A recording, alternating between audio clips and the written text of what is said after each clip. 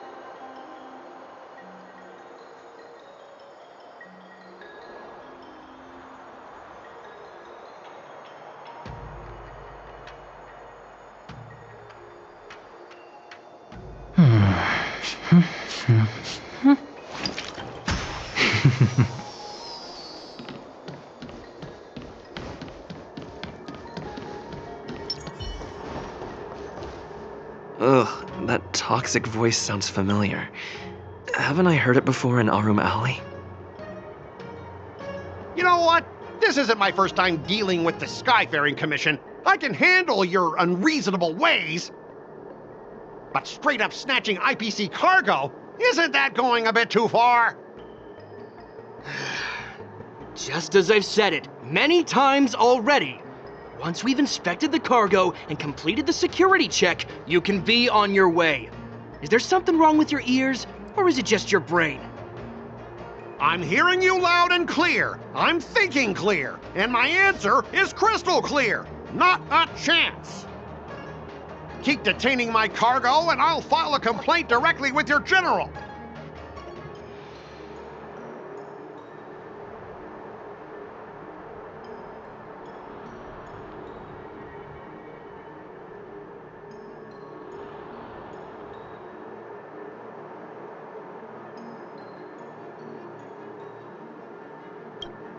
I was going to ask you the same thing.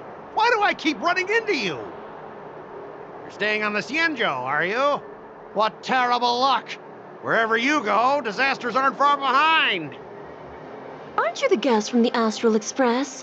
What brings you and Yanqing to the Artisanship Commission?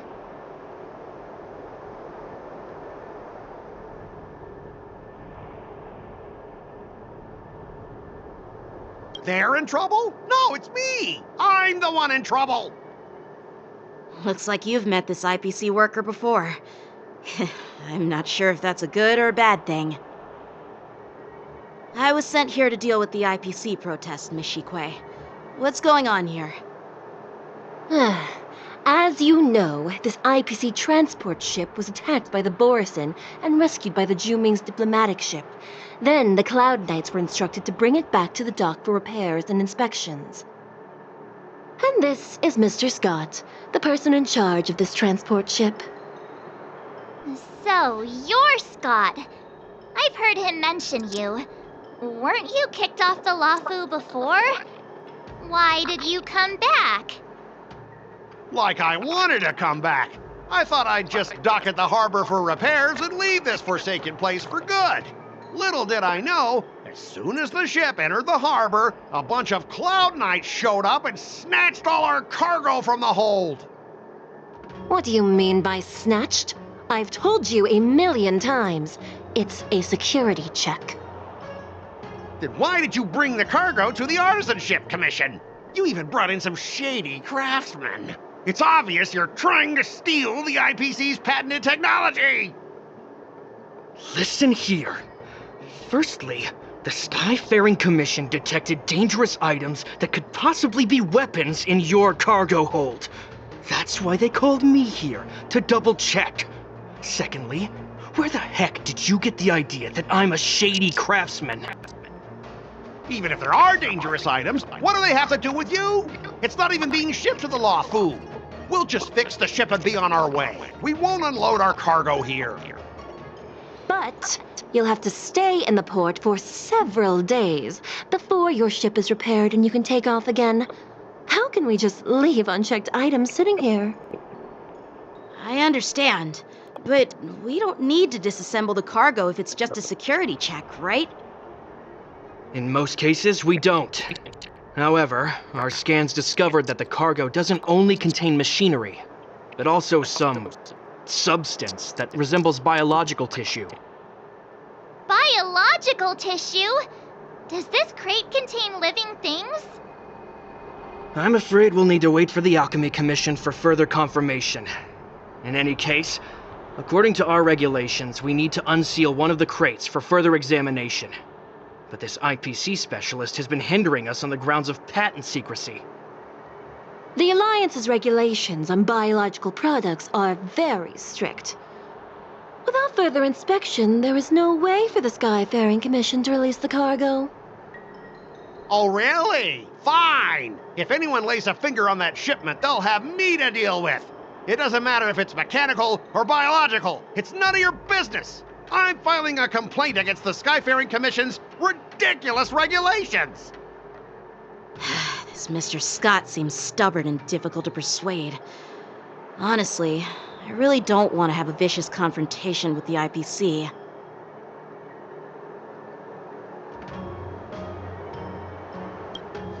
I heard how you helped Aramali. The IPC representative back then was Mr. Scott, right? Since you've dealt with him before, it looks like I'll have to rely on you again. What are you guys whispering about over there? Just hurry up and give us back our cargo.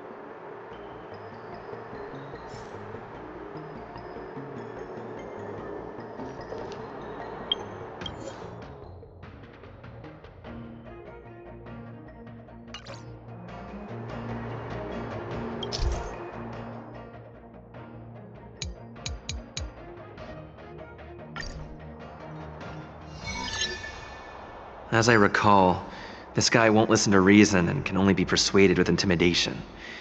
But he does seem to follow rules to some extent. Let's use that against him. Speaking of regulations, we have our own laws and regulations too. According to Article 4 of the Cienjo Alliance IPC Trade Consensus, the Alliance and IPC shall never infringe on each other's intellectual property rights.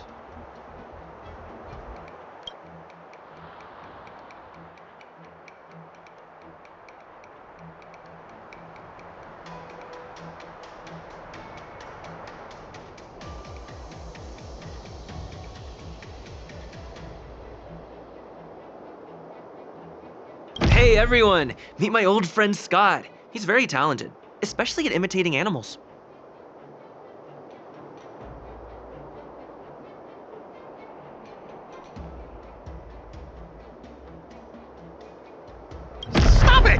Let's focus on the business at hand. What's the point in dragging up the past? Oh, you're amazing! Can you teach me? Which animals can you imitate? Just forget it. Even if we set aside the secrecy of intellectual property, these prototypes built by the Intelligentsia Guild are incredibly valuable, beyond your wildest imagination. If anything goes wrong, you won't be able to pay for it even with your lives.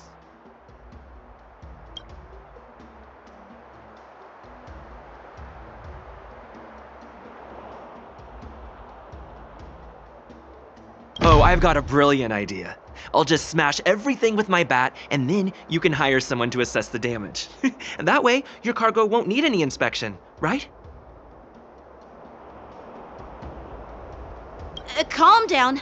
The General wants us to handle this peacefully. So, this is the great idea you came up with? Fine. Besides, the cargo on this transport vessel belongs to the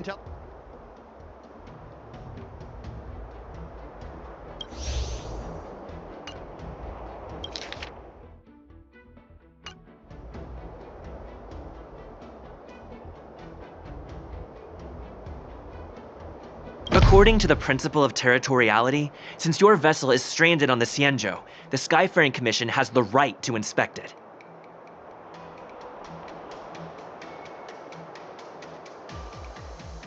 Indeed. According to Article 27 of the Xianzhou Legal Code, all official and private goods upon entering the port shall be subject to inspection. Failure to submit to such inspection shall be deemed equivalent to the possession of unlawful items and shall be subject to legal ramifications. Huh? My synesthesia beacon must not be working, because I have no idea what you just said. Simply put, if you insist on hindering the inspection, we'll have to treat the cargo as unlawful items and confiscate it. Confiscate it? How can you Xianzhou people be so unreasonable?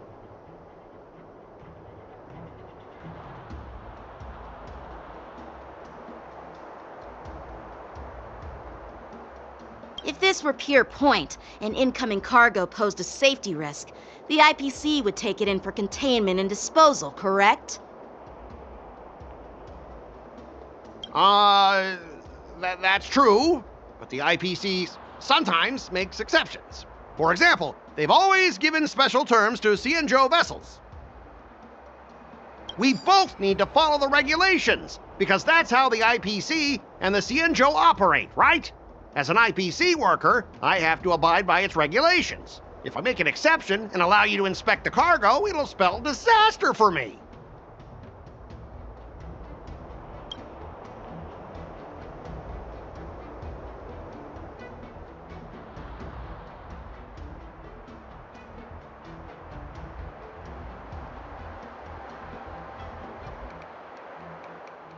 Everyone has their own set of rules.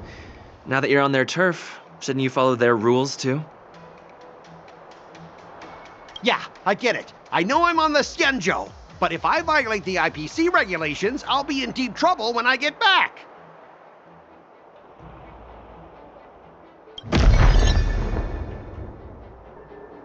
Well, you guys sure know how to argue your case. Fine, I'll allow you to do the security inspection.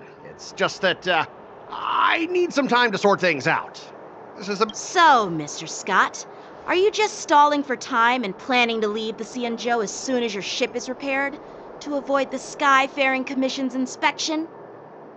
Well, IPC staff are free to come and go, as long as they don't break any laws. Yeah, you've got some insight there. Who are you again?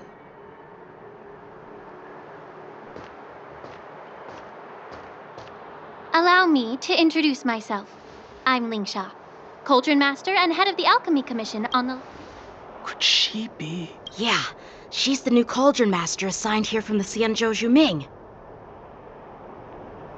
I received a report from the Artisanship Commission about cargo containing samples of unknown organisms. It said they needed help from the Alchemy Commission. I had nothing better to do, so I came myself. It's fine, Mr. Scott. If you really don't want your cargo to be inspected, it doesn't matter. It doesn't matter? How can you say that? Why are you being so nice all of a sudden?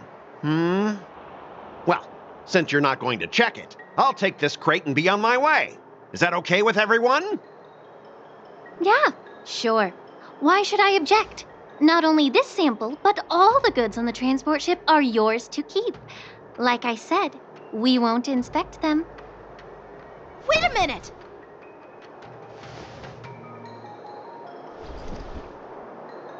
Well, that's more like it. If only the young displayed a more reasonable attitude, we could have sidestepped that altercation just now. Our ship will leave in a few days once the engines are repaired. Your ship can leave whenever you want, but I'm afraid I can't say the same for your cargo. According to the import and export regulation signed between the Cienzhou and IPC, all biological shipments can only leave the port when they have confirmed to be of no threat, or when all biological activity expires. Since we can't determine if your shipment is safe for the environment, I guess we'll have to wait for its biological activity to expire. Let me check the previous cases. Normally, it'll only take around 47 star calendar years. Only 47 years? Why so surprised? You're still young and full of energy. I'm pretty sure you'll live a few more decades. Have some confidence in yourself. Ha! Typical of a long-life species. Your words are dripping with sarcasm. While you may not care about time, I do. I'll be demanding double compensation from the Skyfaring Commission for every minute wasted. Sure thing, Mr. Scott. You seem pretty confident that your career and life will last long enough to witness this victory unfold.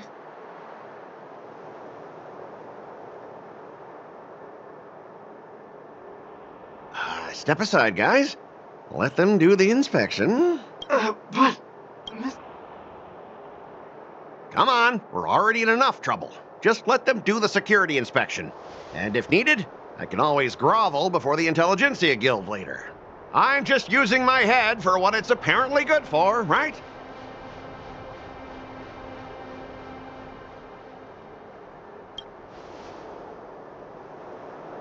Well, honestly, at least you're not as annoying as that woman. Bro, just do the inspection. This lady... Is this the IPC product? Listen up. Any damages caused by inspections will be filed with the IPC.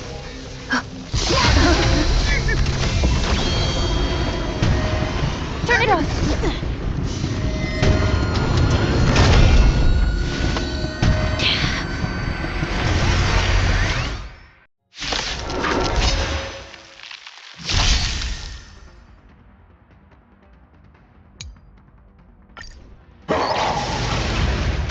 How unexpected. That was a surprise. Bust. Or maybe I'll take it all! Net markers activated. Time for a good old counterattack. Time for a buzz. I weep for the departed. It too shall fall. No dirty tricks. All in.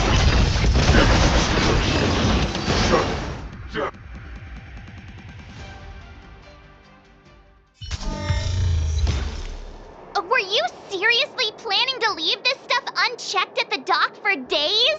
That's way too dangerous. I had no idea about it. You must have accidentally triggered the cargo's defense program. I don't think trying to shift the blame is a wise choice. But seriously, I don't know why that thing suddenly started moving. I swear on the Amber Lord. Enough. Miss Shikwe, please escort our IPC guest to the Skyfaring Commission. I'm on it. Please follow me, Mr. Scott.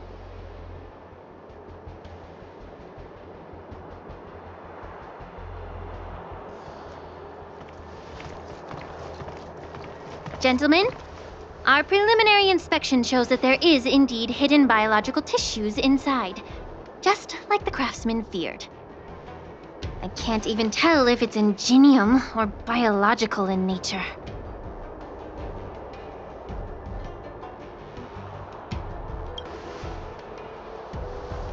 The core of this device is what they call wetware in industry slang.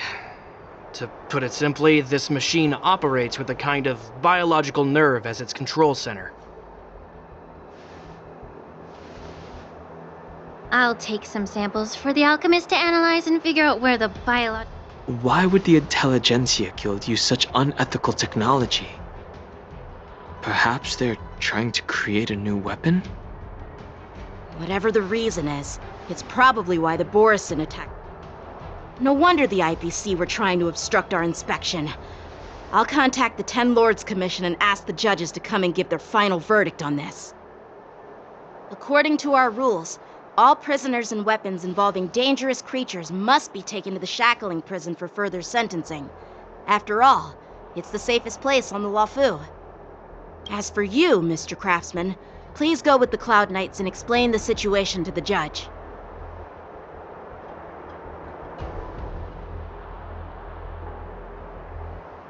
I had a feeling that the IPC members would cause trouble, but I didn't think they'd be this tricky. Thanks for your help, Miss Linksha. I should thank you for saving my life. Your sword skills were impressive. Taking down that big guy. I thought the General's retainers were all burly martial masters. I didn't expect Yenqing to be so...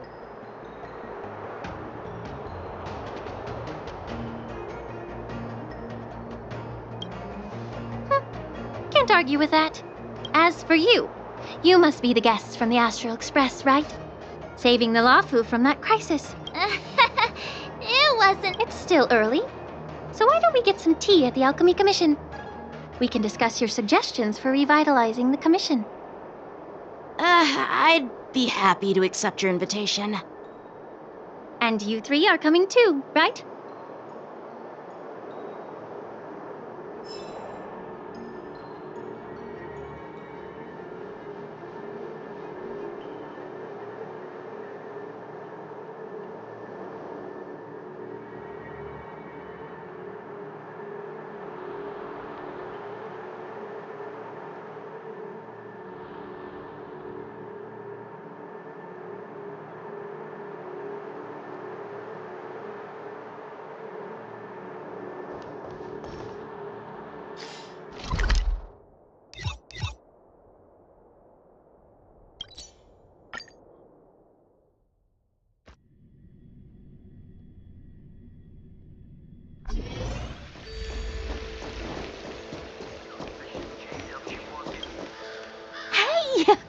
You're back! Why didn't you say I'm on duty? Let's catch up.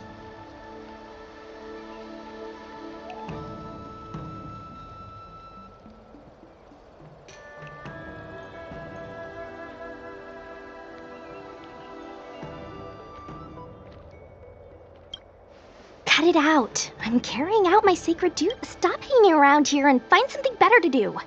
Once I'm done in a few days, call up Lil Gui and Huahua, and let's grab a meal at Aurum Alley.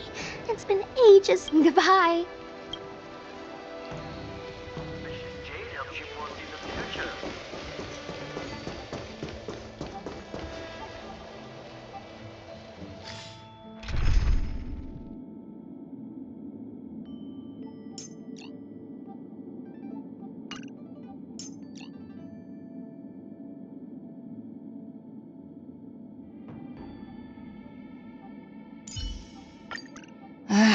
Look.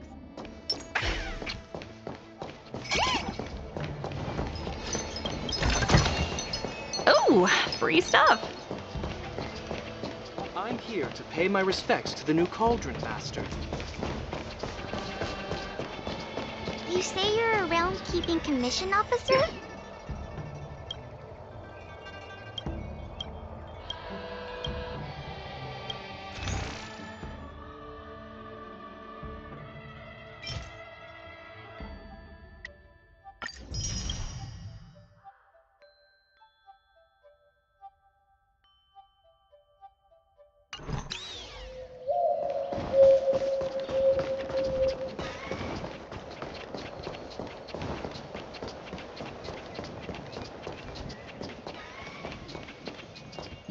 All these years. And the view at the Alchemy Commission hasn't changed. The tides come and go, but the ancient sea remains the same. For us Vidyadhara, there's nothing more nostalgic than our homeland. You're a Lofu native, Miss Lingsha? Yes, I grew up here, listening to the sound of waves while researching prescriptions with my mentors and peers at the Alchemy Commission. It's kind of sad, isn't it? Everything changes but somehow remains familiar. Just like you, Don Hung, I traveled far from home, and now I've returned. Seeing the familiar scenery brings back a hint of nostalgia. The view here would be even better without the ambrosial art. Oh, really? I think that towering tree looks pretty impressive. Even if it's impressive, it's a plague mark. The Xianzhou have been fighting abominations for thousands of years. And now that the ambrosial arbor has been reborn, it's only natural for everyone to feel uneasy. Well, once a seed is planted, no matter how long it takes, it'll eventually sprout and bear fruit. In my humble opinion, the rebirth of the ambrosial arbor and the resurgence of the disciples of Sanctus Medicus were inevitable. The seed was already planted when the ancestors of the Xianzhou sought immortality.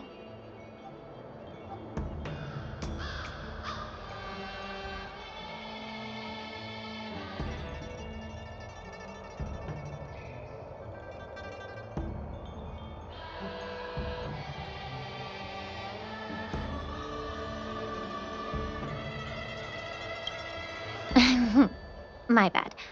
Well, since you went through the entire Ambrosial Arbor crisis firsthand, Dan Heng and Lieutenant Yanqing, I'd like to discuss something with you. What would you like to discuss, Miss Lingsha? I was lucky enough to be chosen by the Alliance to come in and clean up all the old grime in the Alchemy Commission. Honestly, the Alchemy Commission is riddled with problems and has reached a point where fixing it seems impossible. I'm looking to remedy this problem, but... Well, even though I'm a Vidyadharan like you, I'm an outsider, just like my companions here. I can't really say much about a remedy, but I do have a piece of advice, Miss Lingsha. The Vidyadhara and the Alchemy Commission on the Luofu have always been intricately connected. I may not know about politics, but I do know that the disciples of Sanctus Medicus have been operating within the Alchemy Commission for years. If you're determined to root them out, maybe you should discuss it with the General. I see.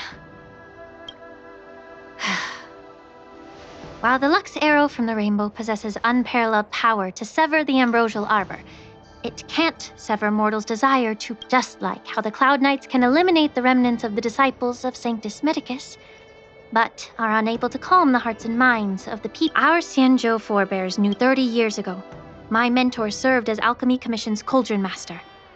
She recognized the emerging undercurrents and sought to... Unfortunately, even though she was skilled in the art of healing, she didn't understand the human heart or how to eliminate the sickness lurking within the depths of the Alchemy Commission. In the end... And guess who arbitrated the case and handed down the sentence? None other than General Jing Yuan himself. What? You heard it right. The ones responsible for the corruption in the Alchemy Commission are not just the remnants of the disciples of Sanctus Medicus, but even the Divine Foresight himself.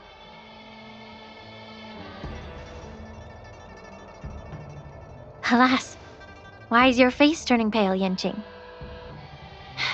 Don't worry about it. I understand that when someone holds a position of power, they may sometimes have to make tough decisions. I won't hold any personal grudges against him. Besides, at our age, holding personal grudges is a luxury we can't. Lingsha, you're back! Ugh, I've been waiting...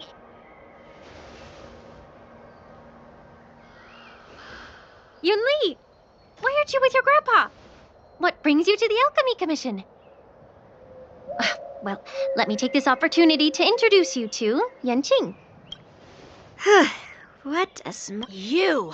You stole my sword! Give it back! I see. Let's skip. Why do I keep bumping into you? Are you stalking me or something? Of course not. Unlike you, Miss Yoon Lee, I have important things to take care of. You, on the other hand, seem to have all the time in the world to wander around without returning my sword. Grandpa used to say that a sword reflects its master. I talked to your sword, and it told me that you've been distracted. You hesitate when you should strike, and you struggle to stay calm when your sword is unsheathed. Now that I see you again, I realize your sword was right. It wasn't me who took your sword. It was you. Do you really expect me to believe that nonsense? I've been taking it easy on you because you're a guest from the Juming, but you're not taking the hint. Don't people from the Juming know you're supposed to return what you've borrowed?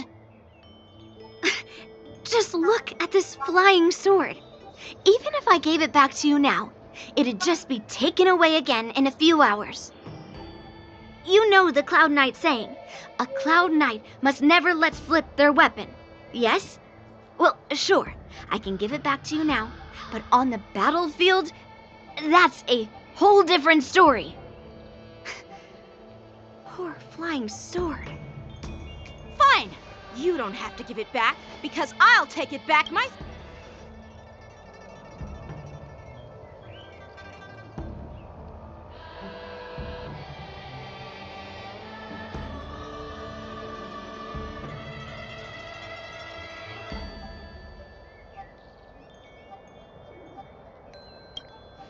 But which general should I call? Between these two, who do you think is tougher? Don't get me wrong, I'm just curious. It is my first day at the Alchemy Commission. A brawl is definitely not how I imagine celebrating it. Well, since you don't approve, I won't draw my sword here. I didn't mean it in that way. Since you've already drawn your swords, you'd be disappointed if you didn't get to test one another, right? I've received reports that the delves near the Alchemy Commission are still infested with abominations. Seems like my predecessors left quite a mess. So, if you two want to determine who's better... Clearing out some It's the Cloud Knight's duty to eliminate those abominations. You don't have to act. Oh, you think you're the only one who knows how to behave? If Lingsha needs anything, I'll gladly draw my sword and help her out. It's so heartwarming to see both of you being so sweet and caring. So then, shall we get going?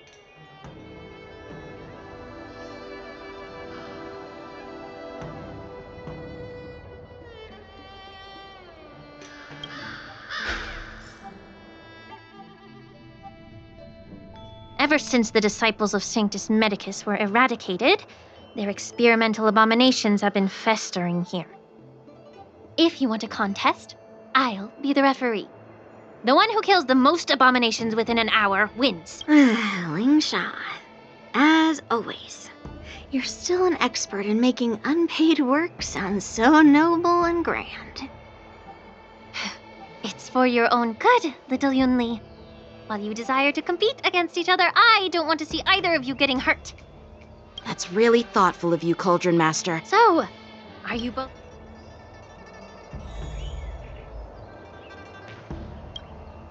Ugh. Looks like my predecessors left quite... Let me say it again. The one who kills the... Be careful when you draw your swords, and make sure you... Can we start now?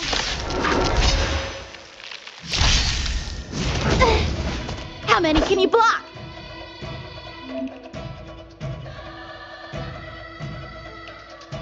Strike with heart! Time for a buzz. This is double speed. Liquidation!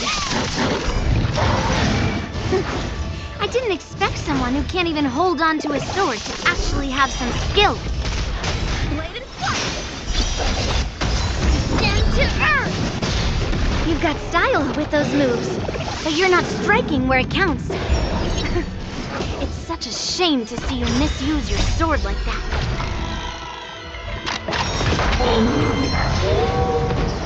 Time for a buzz. Oh, Strike with heart!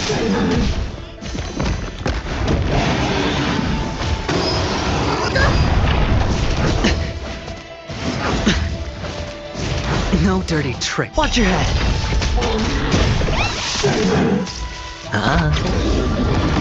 Blade and flight! Swords descend! Lead through clouds!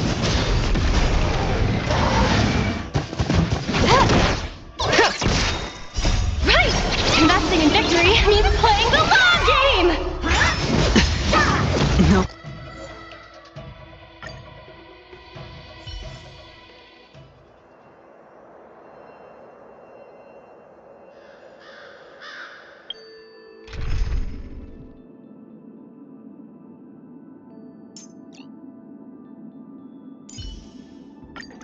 All or nothing.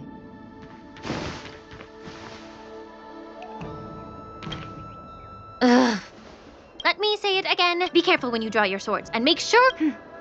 Can we start now, Lingsha?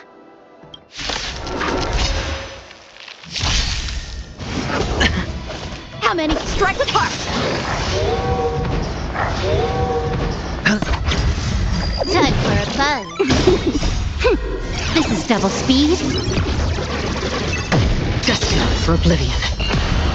I weep for the departed. It too shall fall. I didn't expect someone who can't even hold on to a sword to actually have some skill. Blade and flight! Through clouds!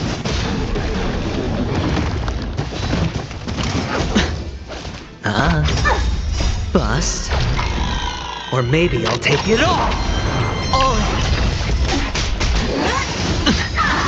No dirty tricks. Time for a buzz. Watch your head.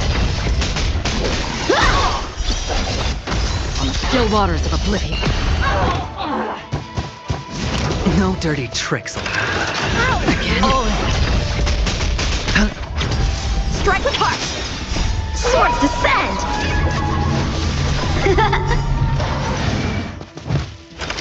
Descend to earth! Destined for oblivion. I weep for the departed. It too shall fall.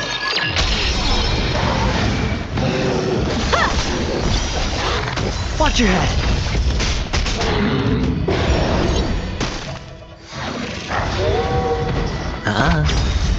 Bust. Or maybe I'll take it all. Time for a buzz. This is double speed. Blade and flight! Descend to earth! You've got style with those moves, but you're not striking where it counts. It's such a shame to see you misuse your sword like that. Time for a buzz. Strike with heart!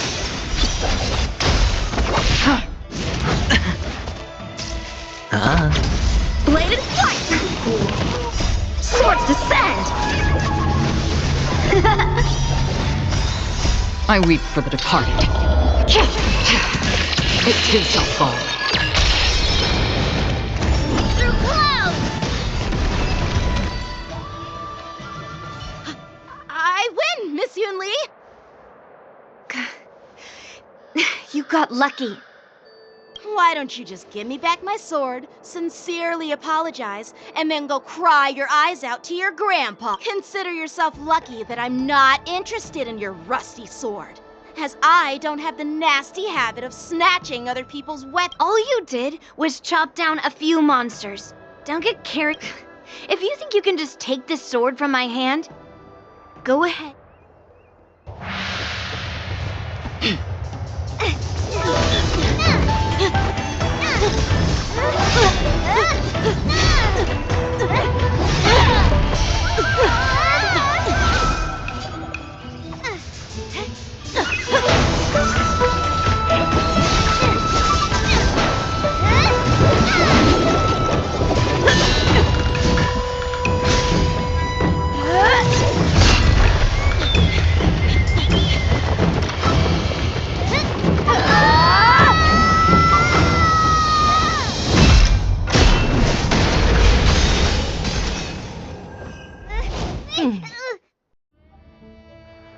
Well fought, my young friends. However, both of you have shortcomings.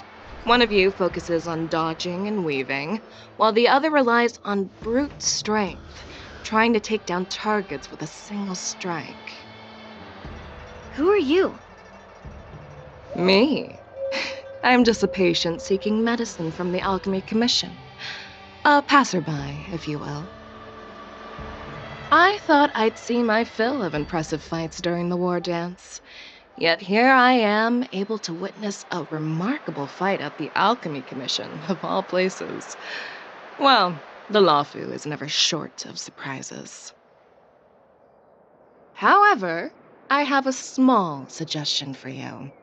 Why don't you settle this dispute fair and square in the war dance's ring? That way, you can resolve your differences with a proper duel and put your grudges behind you. Grudges? No, not at all. Yunli and we were just... Sparring? You summoned your flying swords and she swung her sword with full strength. No grudges between you. I don't... Aha! What brings you here, Lady Fei Xiao? Have you finished your health consultation with the Dragon Lady? Fei Xiao? Grandpa! The Merlin's Claw of the Xianzhou Yao Qing? Looks like I'm quite famous on the Xianzhou Lawfu, too. Of course. Everyone has heard of the great general. Known to all, and unbeknown to none. Great General? Isn't that title a bit too narcissistic? I don't like it. Ooh, I heard there's a dozing general on the Lawfu, so I came up with a humble nickname for myself. The Lacking General. Lacking in worries, regrets, and rivals. Sounds much better, right? Yeah, that's a befitting. Now that the sparring session is over, Yanqing and Yunli, shouldn't you politely thank General Fei Xiao for her guidance and bury the hatchet? Here's your sword. Keep it safe. Or it might get taken away again. By the way, we haven't settled the score yet. This is how she apologizes? Now that I finally got my sword back, I should report to the seat of divine foresight. I'll take my leave, General Fei Xiao.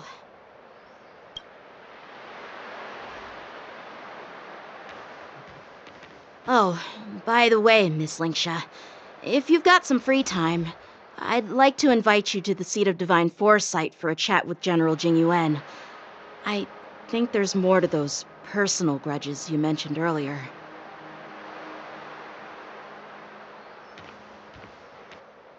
Thanks for stepping in, General Fei Xiao. Otherwise, I'd have had to knock them out with my incense. Not at all. Just doing what you asked. How about we call it even as payment for the healer lady's consultation? Sorry, but even a general needs to pay their bills. We don't do credit here. And let's not forget, you'd have been waiting decades for a chance to see the Dragon Lady if it weren't for me. Well, you can always send the bill to the seat of divine foresight and say it's for mentoring those kids. After all, it was quite the effort splitting them up. I nearly had to get tough. Now, if you'll excuse me, I need to find a spot and get some fresh air.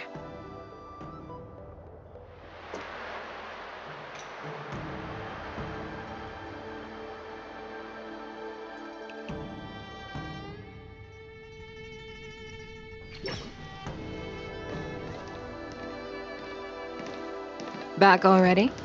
You've met with Jing Yuan and wandered around for a few hours. So, what do you think?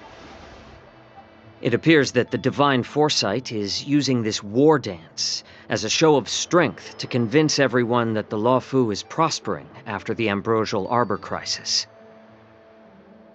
But... I know you're going to say but, right? But the influx of people attending the war dance is like a breeding ground for disorder and rumors. One wrong move, and the Luofu could be in a world of chaos. The Cloud Knights on the streets remain vigilant, so at the very least, General Jing Yuan is aware of this. As for other matters, I'm unable to say. I'd prefer to be excused from future meetings with generals. I'm just a military healer. And now all of a sudden I'm thrust onto the center stage having cordial chats with two generals? My work doesn't lend itself to being in the limelight either. Just stop whining. At least you're in one piece, right? Before getting in touch with General Jing Yuan, I wanted to put aside my assumptions and see his momentum. That includes the overall bearing of the Cloud Knights on the street, what people are saying, and how those close to him behave. The might of an army dwells not within its pawns, but within the force of its collective momentum. Recognizing this fact reveals the true measure of power. Thanks for enlightening me, General. A perfectly clear statement turned confusing thanks to your translation. You've made me lose where I was now. Anyway, this is how I operate in battle, so you might as well get used to it. Are you treating General Jingyuan as your enemy? The longest-serving general of the Xianzhou Luofu. Do you think he'd have only a few? By the way, General, you met the healer lady, yes? Could you show me the medicine she prescribed? Well, the healer lady couldn't do anything about my condition. She just told me to enjoy some tasty food. So not even the famed healer lady could help? Don't worry. I'll fulfill my promise and find a way to cure you. Well, life and death, Zhao Zhao. It's all predetermined. Upon starting my military career, I made a pledge that the rest of my life would be dedicated to being the Xianzhou's spearhead, hunting down the abominations of abundance till the end of my days. As long as I can fulfill that deep-seated desire, I don't care how long I live. You asked if I view General Jing Yuan as my enemy. No. My real enemy has always been myself.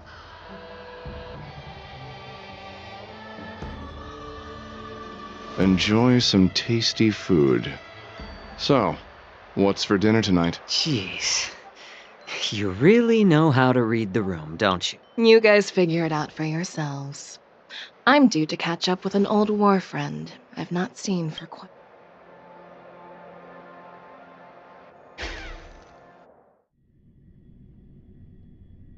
Hey! Was that the Yaoqing general who just dropped in out of nowhere? Oh, when Yun Li swung that massive sword, she just casually blocked her attack with ease. Mine too. Yeah. But to go up against Yun Li is quite impressive, you know? That aura of heroism and grace, it almost makes me want to learn Xianzhou swordplay. You think so too, right?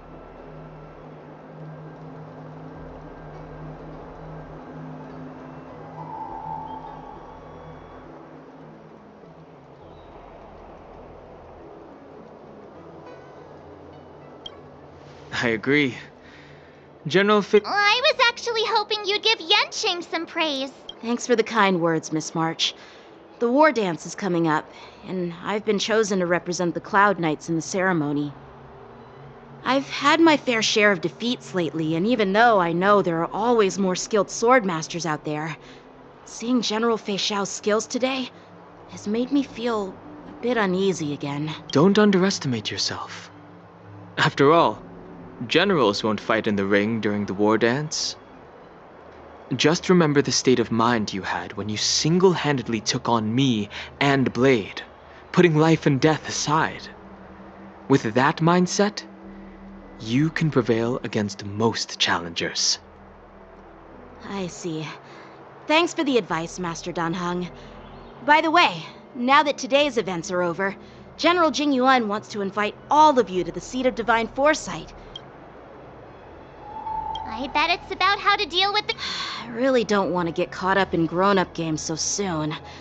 I just hope Generals Fei Xiao and Huaiyan can see the truth. We don't need any more chaos on the Luofu before the war dance.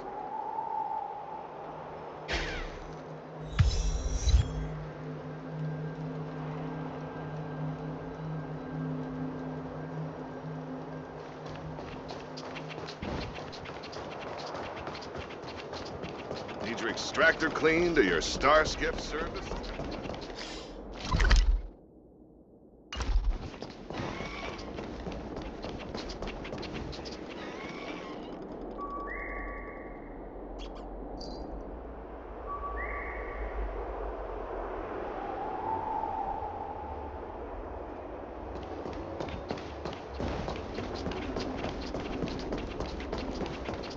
I don't believe in ghosts.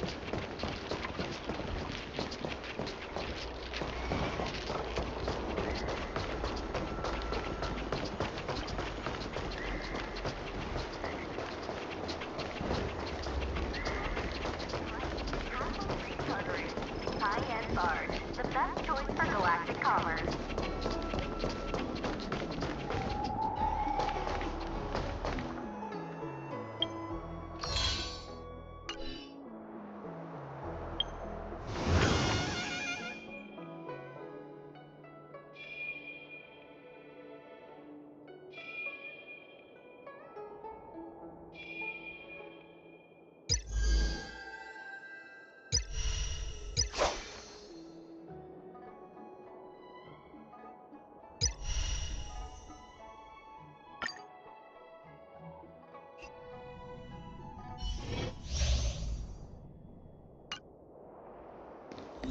A slow simmer over low heat, or quick stir fry over high heat. This place is dangerous. Advance with caution.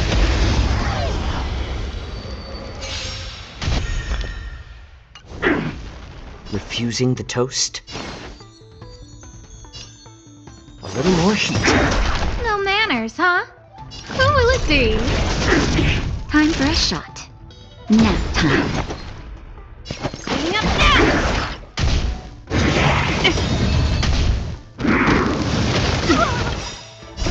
How much time do I have?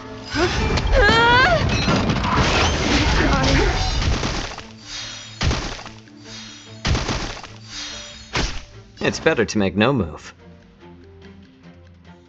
More seasoning. Scared yet? I'm honored by your presence. Since you're already here, why not have a meal before you leave?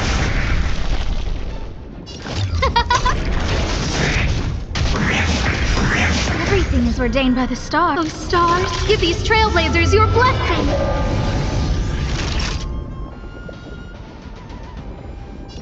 That's better.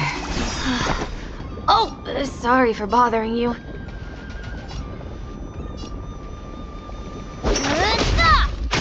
How about letting the enemy strike first? A little more heat. Who invited you?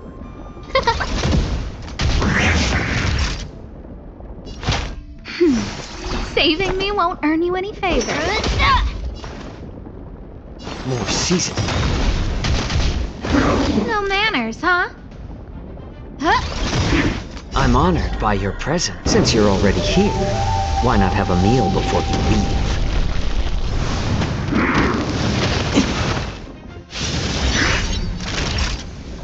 Nap time. Cleaning up now! Who invited you? Who will it be? Naughty child.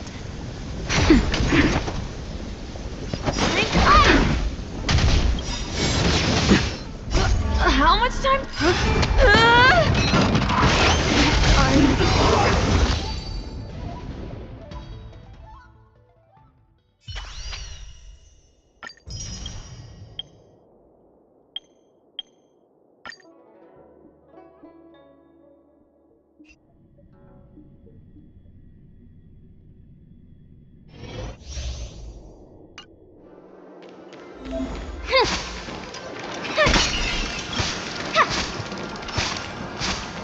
Watch this.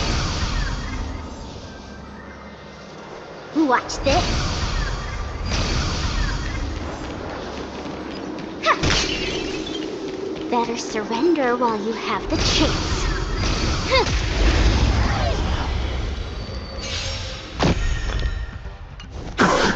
We're in trouble now.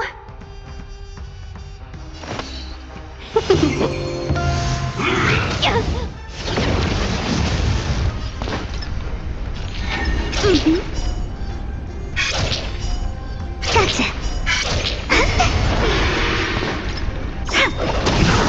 Commencing research. Here, try this. There's no power like team power. Feeling spiffy? Let's play hide it. Can you find the answer? Stay calm. My turn. Let's be friends.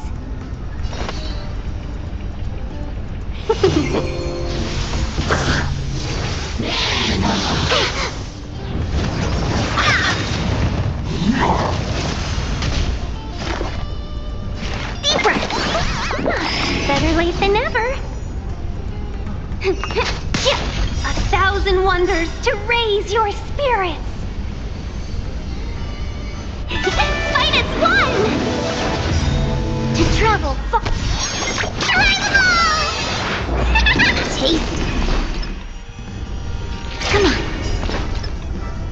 Luck of the draw. Please. And victory! Keep the moment. Yeah! Specimen sighted. Here, try this. Wait for the tiles.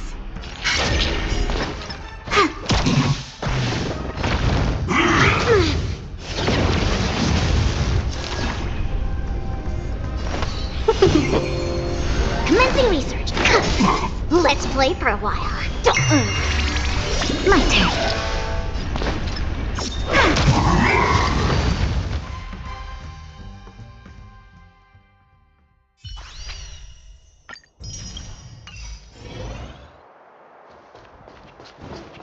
What is your purpose for entering the seat of divine foresight?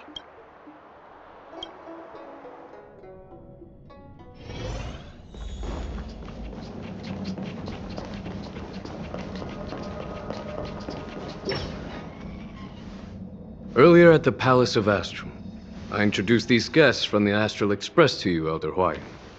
But with all the people around, we only exchanged pleasantries. Now, I'd like to officially introduce them to you. These three braved great dangers, accompanying me into perilous places, defeating the chief culprit Vantilia, and uncovering the conspiracies of the disciples of Sanctus Medicus. If you wish to know more, please, feel free to ask us. Well, I skimmed through the reports about the Arbor's rebirth from the Master Diviner Hu Xuan. She's been summoned to the Yu Chui for questioning. There are a lot of doubts within the Alliance about this whole situation. But despite all that, I believe in you. Since you joined the ranks, you have repeatedly achieved remarkable feats. After the High Cloud Quintet each went their separate ways, despite the many criticisms within the Alliance, the Marshal still stood firm against the dissenting voices and entrusted the Lawfu to you. Over the years, you've served the Alliance with loyalty and wisdom. You've taken down abominations in Thalassa, rescued the Xianzhou Yu Chui from a siege, and destroyed the demonic planet summoned by the denizens of Abundance. There are fools who doubt your loyalty. They're happy to see the divine foresight fail because it gives them some kind of sick satisfaction. They haven't achieved anything of their own, so they feed off the failure. But I've seen enough failures in my time, and I want to believe that your loyalty has never wavered. So, General Fei Xiao of the Yao Qing is the only one investigating the Ambrosial Arbor crisis on behalf... no. I am too. This old man's words always catch me off guard.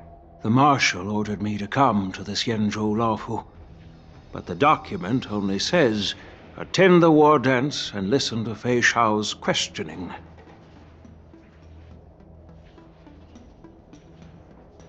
The Marshal is well aware of Jing Yuan's purpose in holding the ceremony and understands the situation he is facing. She mentioned it because she believes both issues are important. Thanks for your kindness and sincerity, Elder Huayan. But is it appropriate to tell everyone here about the Marshal's... By introducing the... As for the Ambrosial Arbor crisis, all I need to do is listen. General Fei Shao will be the one asking the questions. To be honest, I'm more concerned about the timely start of the war dance. Oh, by the way, I've prepared a gift for the war dance.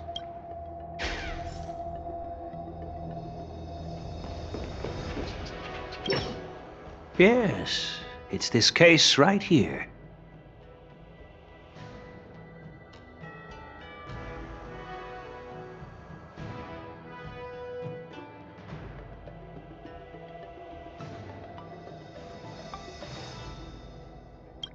There will be numerous contests and celebrations during the war dance, and the main event will be the Ringmaster's Challenge. The host will dispatch a skilled warrior to take on challengers from all over the cosmos, showcasing the excellent martial arts of the Xianzhou Laofu. When you mentioned that the Astral Express would be attending the ceremony, I thought the High Elder of the Laofu would be the Ringmaster. You humor me, Elder Huayan. The healer lady is just a young lady who knows nothing about martial arts. How can I assign her as the ringmaster? I'm no match to you when it comes to joking. What's this box for? Why don't you open it, General Huayan? This sword case is intended for the War Dance's award. It's empty now, but in a few days, a precious sword will be delivered and stored inside. I don't mean to boast about our skills, but this sword represents the pinnacle of the Zhu-Ming's craftsmanship. It has a legendary history, full of heroic tales from foreign lands, tales that are too detailed to be summarized in just a few words. I've been wondering, who would be worthy of such a sword? And then it hit me. I can award it. Moreover, I hear that Yanqing is an excellent swordmaster, and that he will be representing the Laofu as the ringmaster. Thank you for your generosity, Elder. If you want to give me a sword, just say the word, Grandpa. No need. You've got confidence, my girl, but I don't think you can best Yanqing. I know you're all about swords, Miss Yunli. It's just a shame that it's the sword that ultimately chooses its rightful master. Yeah, and even if someone gets their hands on such a precious sword, it'll probably end up in someone else's. The outcome of our duel at the Alchemy Commission is still up in the air. Since you're interested, why don't you represent the Xianzhou Zhu-Ming? That's exactly what I had in mind. Nobody knows who's gonna come out on top. It could be me, could be someone else. It'll probably be...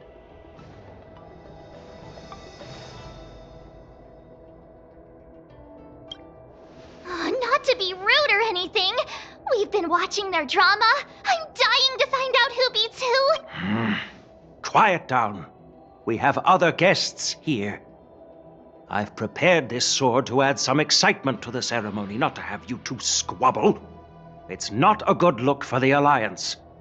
While you both seem confident that you'll win, you need to remember there can only be one winner and one loser in the ring, which could lead to hard feelings. Actually, I have an idea. We don't know who the winner will be, and it might not be either of you. But if you're eyeing that prize, you'll need to work together. I want you to take on an apprentice who will take part in the... How does that make sense? In my humble opinion, while a Cloud Knight is commendable by securing victories, It's even more so I'd be greatly pleased if this apprentice could represent the Express. Well, Elder Huayan's idea is quite interesting. Imparting swordplay skills requires teamwork, and both the winner and the loser will learn a valuable lesson regardless of the outcome. The question is, whom should the two of them take as an apprentice? Huh? Who? Wait. I noticed just now that Miss March seemed quite interested in the outcome of your sword fight. So I thought, why not teach her the art of sword? Wait. Are you serious, General? Why am I being dragged into this all of a sudden? I've never practiced swordplay before. I'm a total newbie. You really think I can learn it? Well, you'll probably realize I have no hope and give up on me. And that'd be so embarrassing.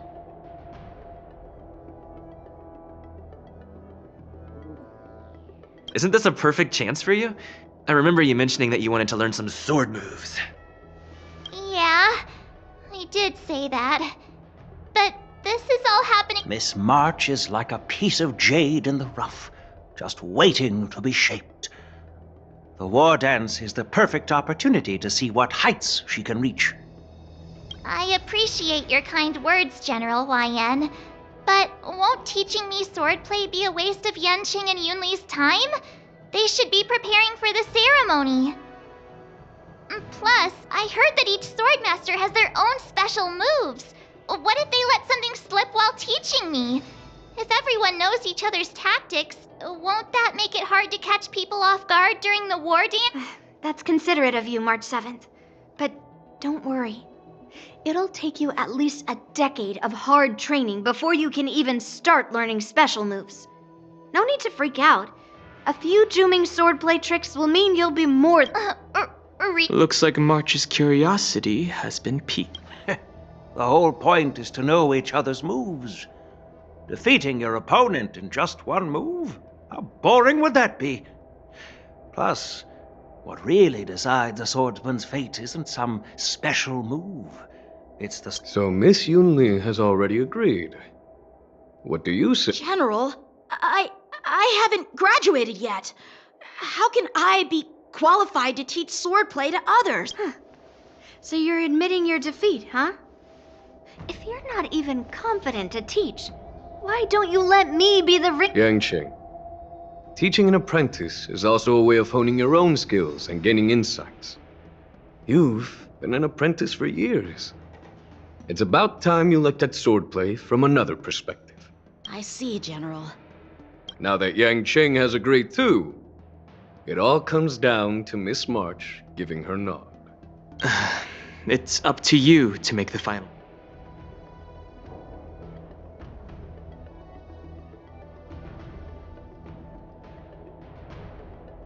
At least that way, I won't have to worry about you accidentally shooting me in the butt all the time.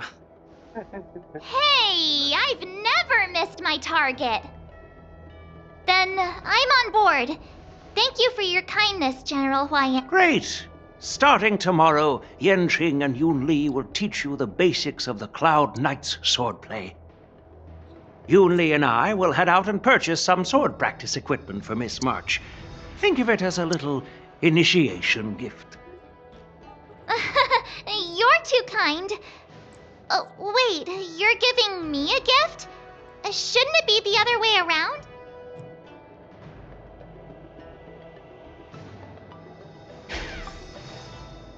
General Huayan's gone. Wait, why does something feel off about what we talked about? I think we strayed off topic. How did things even get to this point? Yeah, I brought you here because the General said he had some important matters to discuss. But how in the world did Yunli and I suddenly become Miss March's swordplay mentors? Because General Huayan wants us to stick around on the Law Fu for some time. But from his point of view, we're no different from all the other tourists who may leave at any time. Since the crew's actions were mentioned in the Law Fu's operations log were given to the Alliance, He probably wants to see firsthand if we're as capable as the report claims, or if we're just some made-up excuse to save face. And he wants to see it for himself during the war dance, which is why he even dragged Yun Li into this. What began as a simple contest between two sword masters has now evolved into you two collaborating to mentor March. Elder Huayan is still that tricky general who likes to give everyone a headache. My apologies. Truth be told, I invited all of you to the ceremony because I wished for you to act as my witnesses. Now, I apologize for not disclosing this information earlier. In the coming weeks, I'll also invite all of you to a meeting with General Fei Xiao, where you may need to answer her questions and clear up any doubts she might have. So please, be prepared for the meeting.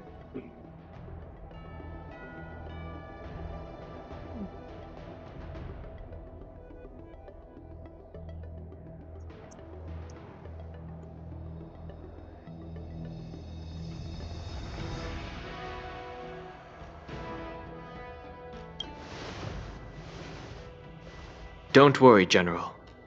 No matter what happens, I'm prepared to stay here as the Express's witness and answer any questions.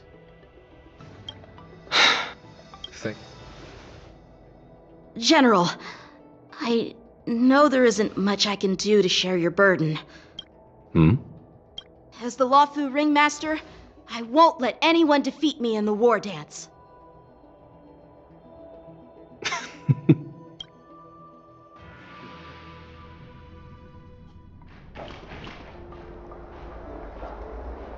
The illustrious Merlin's Claw waiting for me? And for so long, too? It's quite an honor. It's been 30 years since we last saw each other. Right, you? Yes. Back then, you were the vanguard of the Yao Qing's Verdant Knights, and I was a pilot of the Law Fu's Rainbow Orbit Fleet. Who would have thought that upon meeting again, you'd be a general, and I'd have given up flying? Really does feel like a lifetime ago. Well, I wouldn't say I haven't seen you in 30 years. After all, your great victories are announced through the Yellow Bell resonance system every day. So I'm well aware of your great feats. How's your health holding up? Still stable, I suppose. That healer with the odd name and peculiar temperament, what was his name again? Was it Pichu? Jiao Chou. He's been my retainer and personal healer, delegated by the Alchemy Commission from the Xianzhou Yao Qing. Over the years, he's dedicated himself to managing my condition. It's thanks to him that I'm still in good health today. Given my background, I'm happy to have made it this far. I'm relieved to know that you're safe and sound. Well then, since you and Elder Huayan are here, I imagine you must have received orders from the Marshal? As your friend, may I ask how the Alliance intends to punish the General of the Lawfu? The Arbor's rebirth has frightened the elders who lurk behind the scenes. They fear the resurgence of abominations, much like what happened 30 years ago. Although the report from the Lawfu explained all the details, we don't know if the Ruin Legion really invaded, or how exactly the Stellaron Hunters and the Astral Express became involved. This puzzle has many missing pieces. As you know, the fugitive Jing Liu, who mysteriously disappeared many years ago, has resurfaced. This time, she has brought along an Outworlder and a coffin, claiming to offer the Marshal a method to fight against the Eons. The Lawfu Preceptor has also leveled accusations against Jing Yuan for neglecting the Alliance's principles. She asserts that Jing Yuan enabled the exiled Imbibitor Lunae to re-enter the Lawfu, thereby unlocking the lunarescent depths within Scale Gorge Waterscape, which in turn disrupted the Vidyadhara's dutiful watch over the Ambrosial Arbor. It is for these reasons that I have come here to the Lawfu today. Well, duty calls. Perhaps I shouldn't have mentioned all of this to an uninvolved person.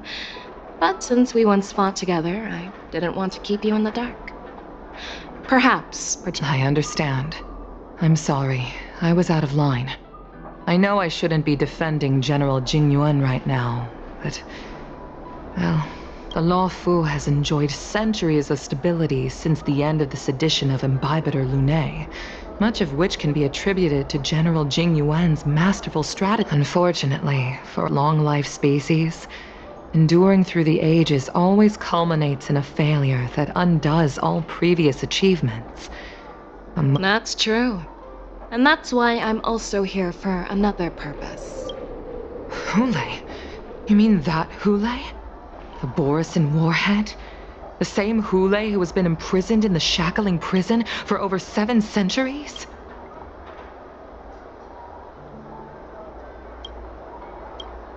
The nemesis of the Foxians who will never be forgiven and shall be imprisoned until the end of the cosmos.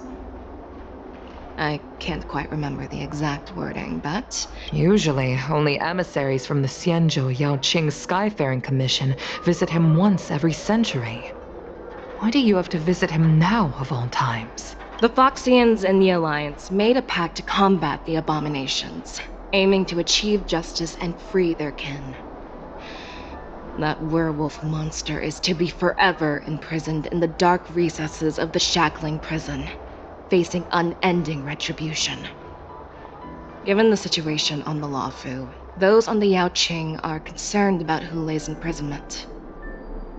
I'm afraid that the routine visit every century is no longer sufficient to ease their concerns. That's why I was sent here, to reassure them. It's all bad news. Well, not everything. There might be a silver lining.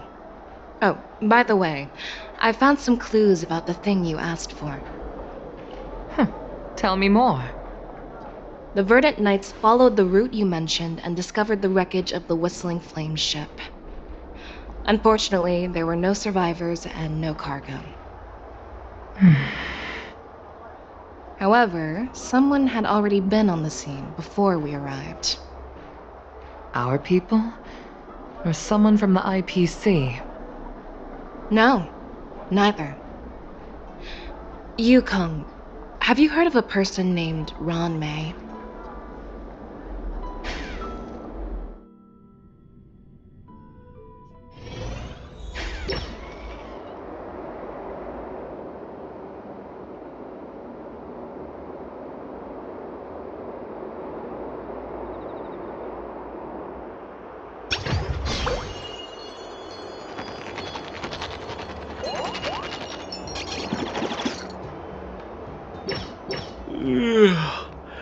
I'm still feeling sleepy. Did I oversleep? Where did March and Donhung go?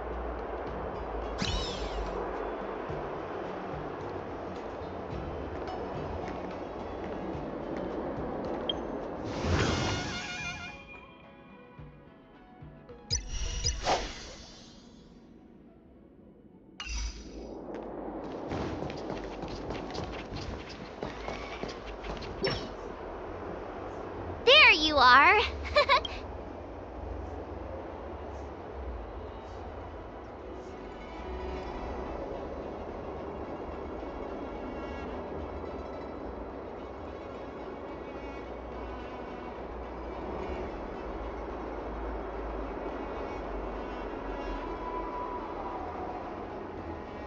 Well, it was a promise to General Huayan, after all. I woke up especially early so I can start teaching Miss March swordplay. Hey, why are you blushing, Master Yanqing? This is, the first time someone has called me Master. I need to, get used to it. Let me make it clear. Swordplay training is about improving your body, mind, and strength. It's not a casual game you can master overnight. I promised General Huayan that I'd teach you Cloud Knight swordplay, so you can participate in the war dance and defeat at least one opponent. I'll do my best, But if you break your master's rules...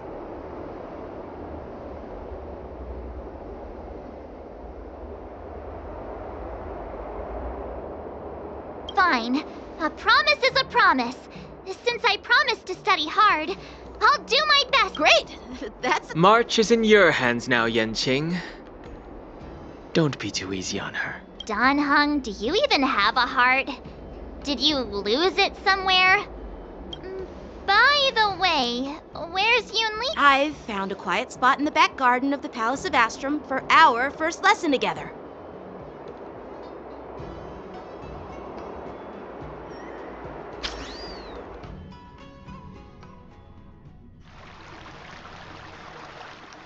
Seriously? It's the first day, and you two are already late? Why is everyone on the Luofu so laid back? So disappointing. Master Yunli, you're already here. Sorry. Oh, wait. Were you trying to teach her in secret? That's... I'm just showing you what Luofu etiquette is all about. She might be my apprentice, but it's customary for the master to personally escort their apprentice to the place of learning. As the host, I'll be teaching Miss March the essence of Luofu swordplay, after which she'll emerge victorious in the war dance ring. You won't be complaining about Luofu swordplay then.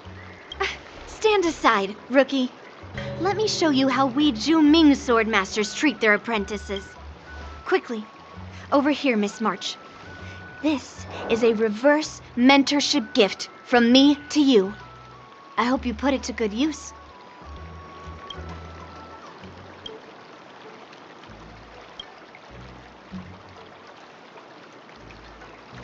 What's this? Xianzhou clothing? It's so beautiful! Sword practice requires precise movements. This outfit is tailored to fit perfectly and allows for smooth movements. I even added some small accessories. I put a lot of thought into it. You're awesome, Master Yun. See? See? How can you compete with me? I'll teach March 7th the essence of Zhu-Ming swordplay so she can win the contest with my... Actually, Huh? You have a gift for me too, Master? Since you want to learn swordplay, Miss March, you'll need suitable weapons. So, I went out of my way to prepare a pair of swords overnight.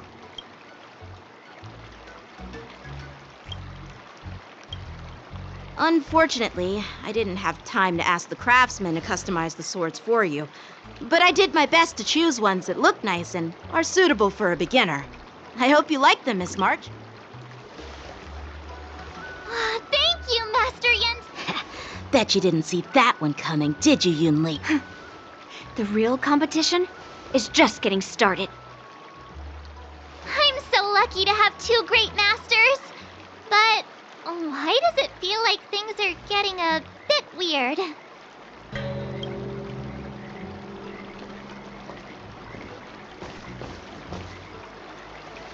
So what do you think, Masters? Does this outfit suit me?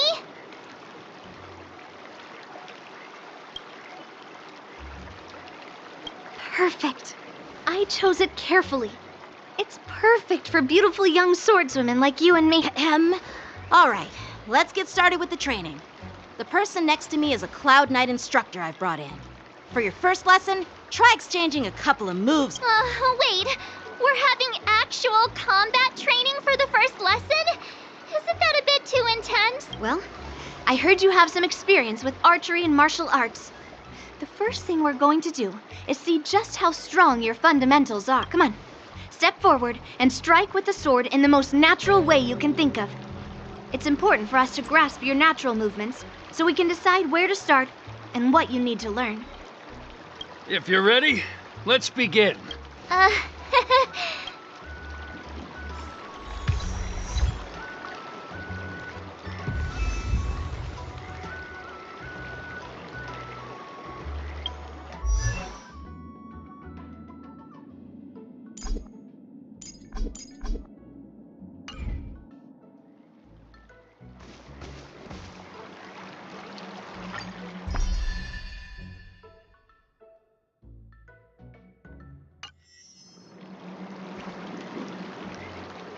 Are you ready?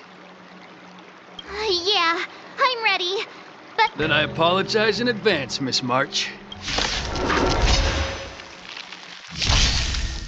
ready to shine.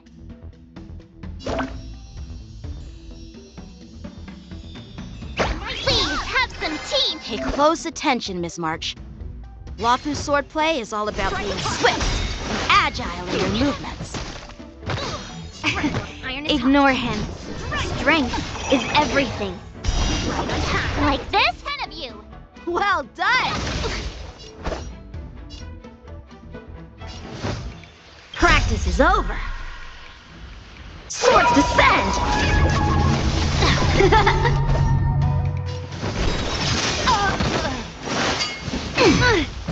Yes, you!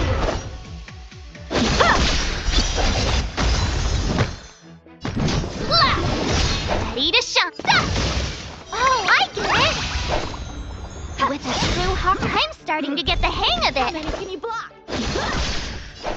Time to show you what Azure Dragon, White Tiger, less cards, Wasp, dead!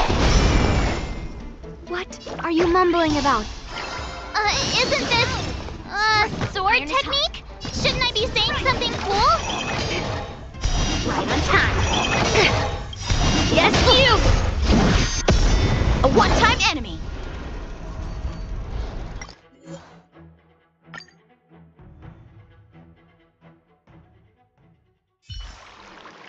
Well, I heard you have. Come on. Step.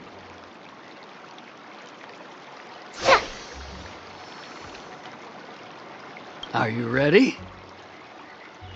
Yeah. Then I apologize. Ready to shine. Please have some tea, masters. Pay close attention, Miss March. Lafu's swordplay is all about being swift and agile in your movements. Right on time. Practice is over. Swords descend! Ignore him. Strength is everything. Again. Right on time. Like this? Well done! Strike apart! Yes, you! Time for swordplay! Awesome! With a true heart, I'm starting to get the hang of it. I could take 10 of you.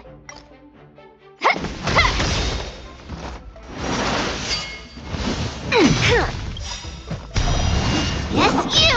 Time to show you what I can really do. Azure Dragon, White Tiger, eating less cards. Watch this! What are you mumbling about? Isn't this, sword technique? Shouldn't I be saying something cool? Yes, you! Time for swordplay! Ready to shine. Melt! Nice job! Practice is over. Swords descend!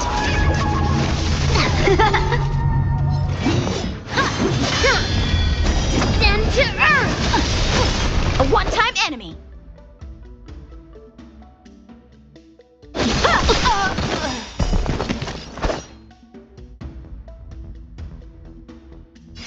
Strike apart! You'll make good practice. Stop! Oh, I get it! Alright, check out this move! Right on time. Yes, you!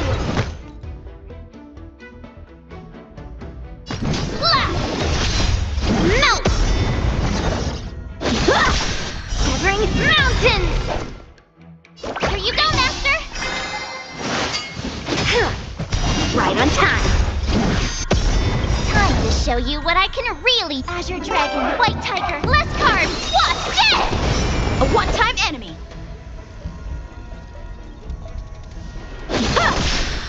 Lead through clouds! Strike!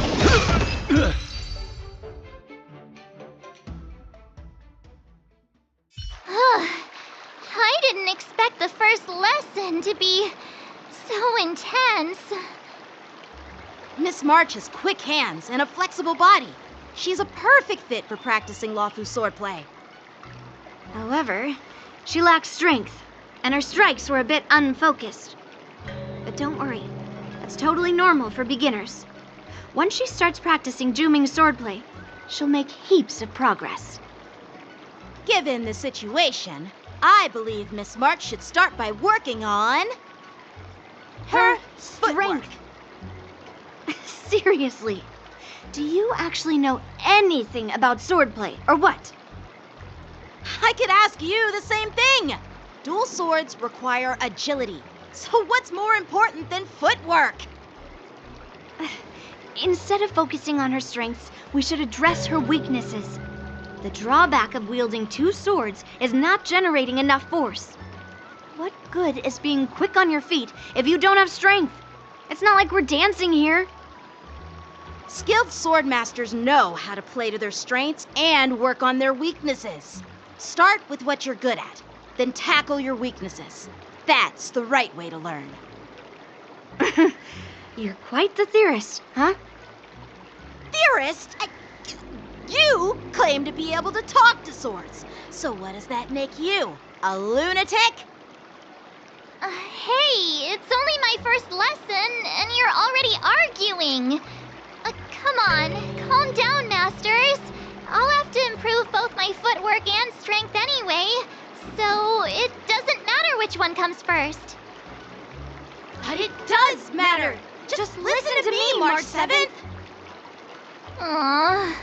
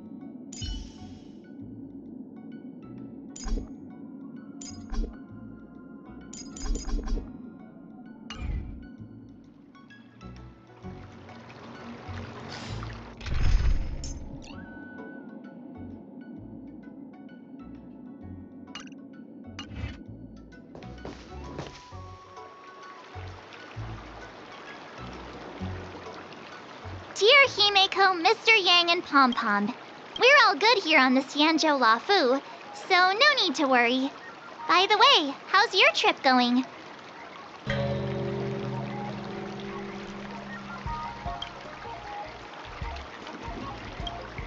As for me, I've somehow become the apprentice to 2 Cloud Knight sword masters, and I've been honing my sword skills with their guidance. One of them is Yenqing, the boy we've all met before. The other is Yun Li, the granddaughter of General Huaiyan from the Xianzhou Juming. Both masters are super strict, giving me a real taste of how hard sword training. I tried to drag him into this, but he refused. Then I tried to rope Dan Heng in, but Master Yenqing wouldn't have it. Still, I didn't let the difficulty get to me. In just a few weeks, my sword skills have improved a lot. Both my masters think I have unique talents in swordplay, and are literally fighting each other to teach me their skills. Thanks to their guidance, I've actually made some progress. When I get back to the Express, I'll definitely show off my skills and impress you all. Looking forward to your reply. Yours,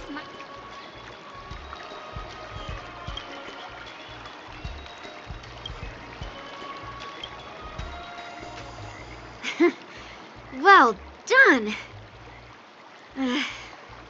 Let's call it a day.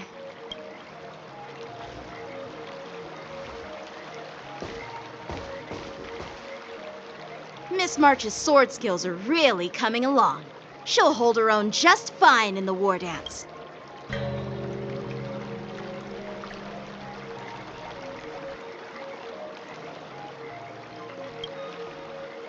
Just you wait and see.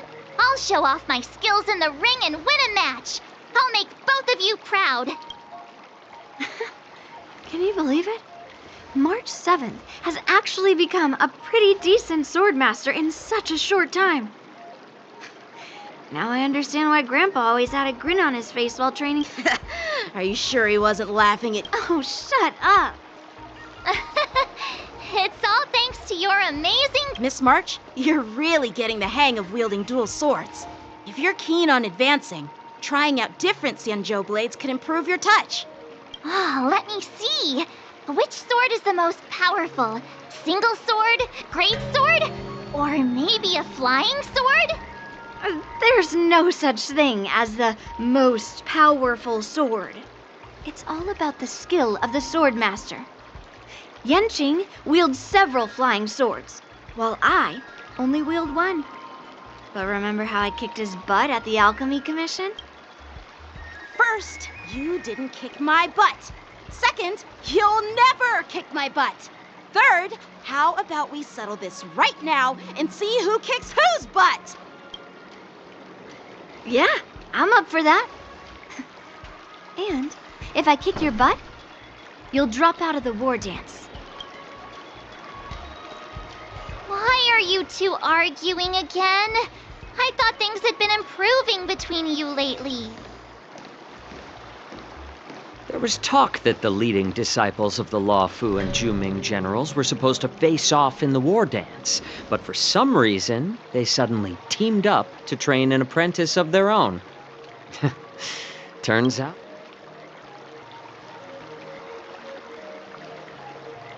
Tomorrow is the big day of the war dance. Shouldn't you two be focusing on honing your skills instead of teaching swordplay here?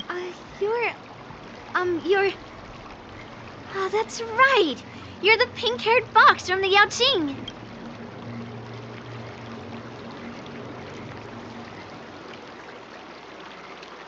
This is Mr. Jiaoqiu, the healer working for the general of the Ah, got it. So, you're the participant attending the war dance on behalf of the Yaoqing, and you were trying to sneak a peek at our... Sorry for the misunderstanding. I don't know anything about martial arts. I'm just here on the general's orders to take care of some official business. I didn't mean to interrupt your training. If you know nothing about martial arts, why were you smirking earlier? Well, my curiosity got the better of me, I suppose. When I heard Miss March's pondering about what to learn, I couldn't help but wander over. From my professional experience, cleavers, slicers, chopping knives, and carving knives are all just tools. Kind of like frying, sautéing, boiling, and deep frying in cooking. They're just ways for people to show off their skills. How you use them really depends on the ingredients you're working with. It's like your sword teaching methods. If you align your ingredient, in other words, your apprentice's natural tendencies, with the right cooking method, by which I mean the teaching method that best suits her, she'll make double the progress in half the time.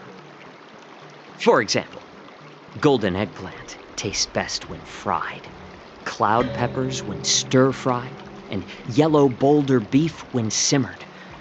It's all about discovering the nature of the ingredients. Apprentice.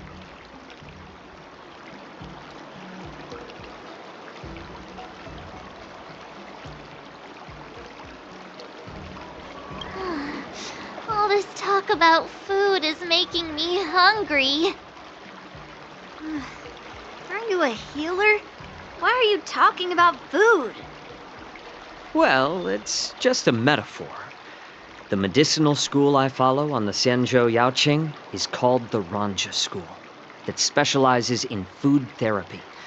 So it's only natural that I know a thing or two about cooking. So, you're the general's cook? I'm a healer. But anyway, a cook who isn't interested in health doesn't make for a good advisor.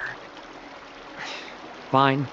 Call me a cook if you want. Seeing the way you're looking at me, it's obvious you think I'm just some feeble academic who likes to blabber on about martial arts. But, in reality, I know a thing or two about killing. After all, the art of healing inherently encompasses both life and...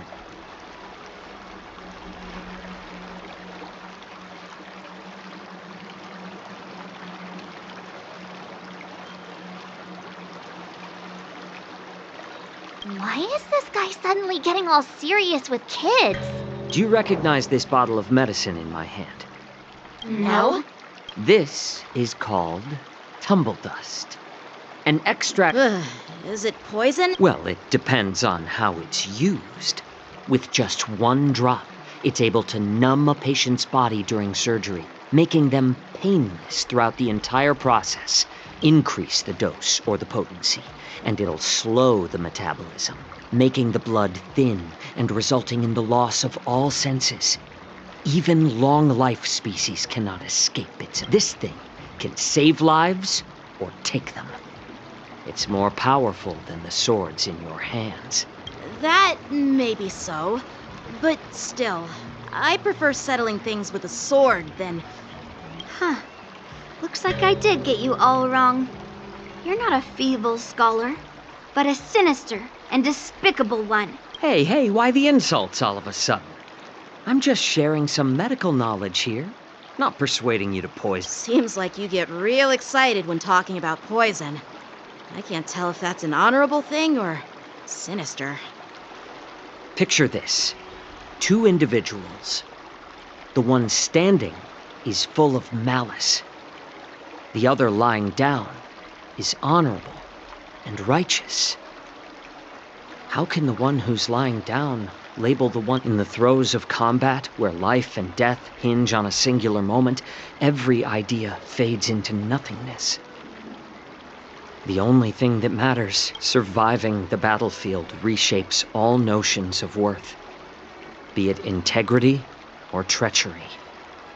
In my eyes, their significance is negligible. Perhaps you've underestimated Yun Li and me, Mr. Jiao Cho. We may be young, but we've seen our fair share of war.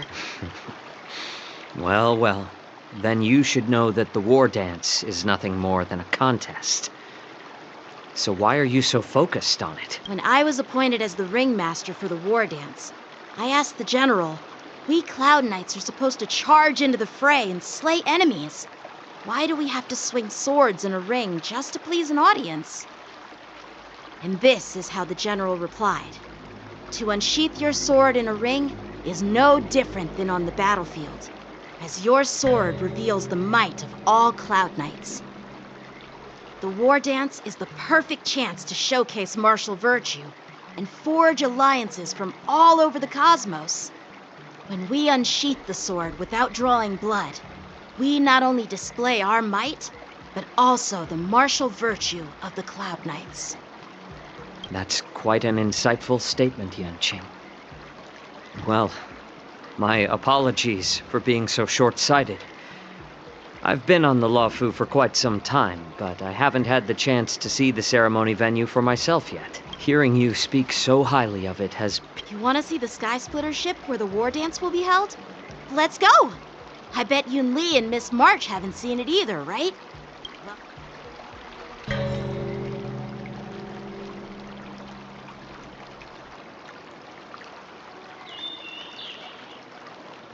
Let's go. I'll give you a tour of the Sky Splitter.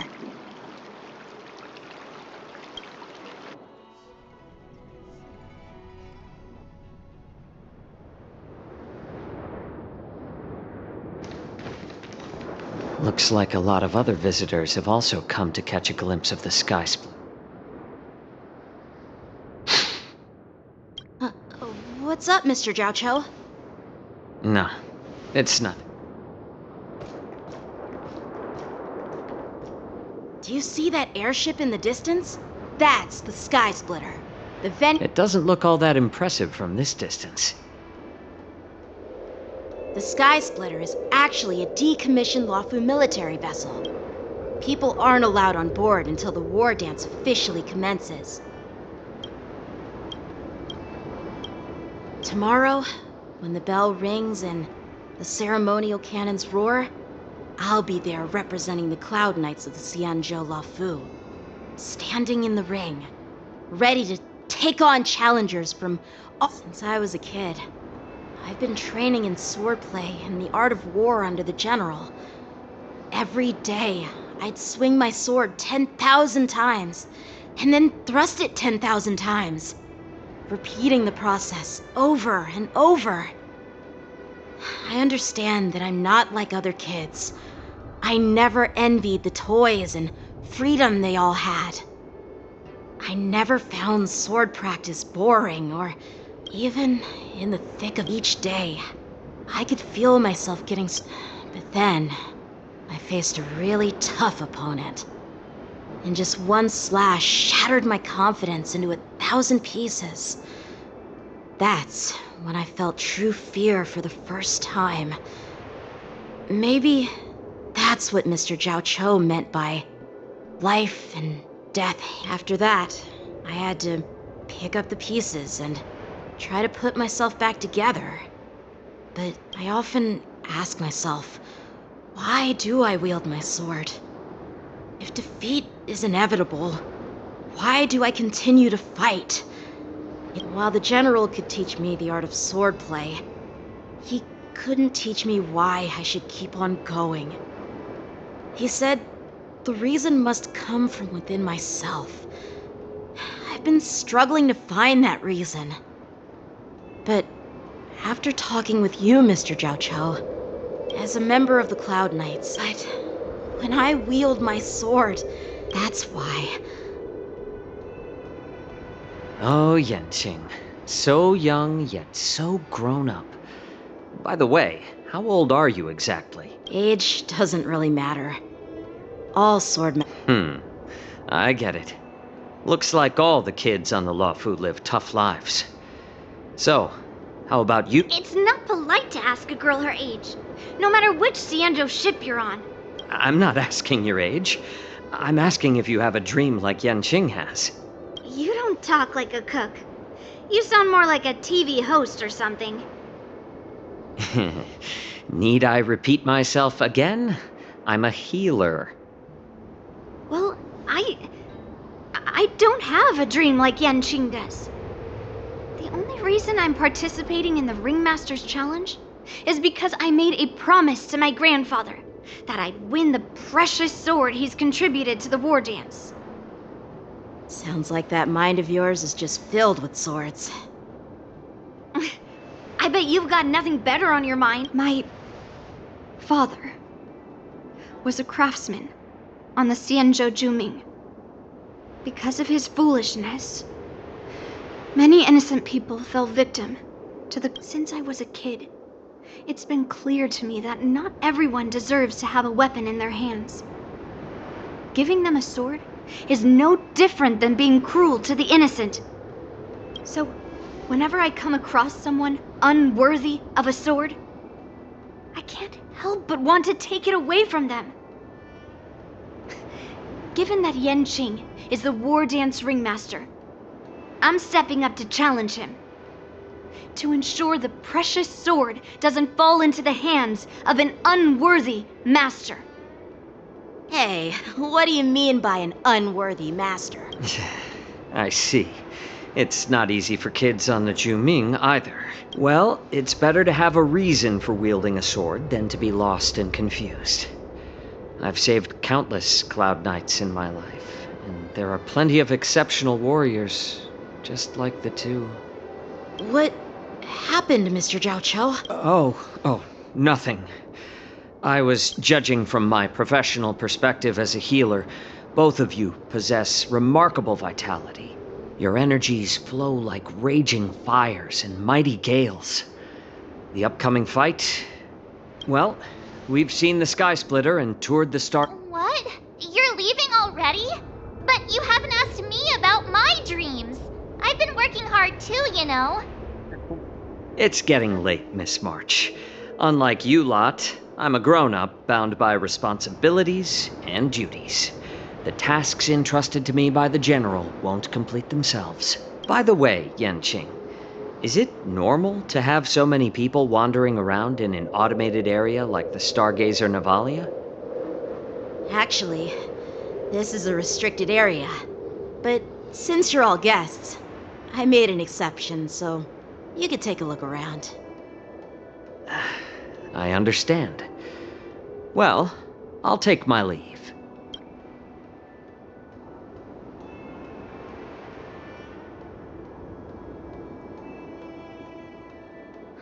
Seriously? I just spent so much time thinking about my dream, but he didn't even ask me.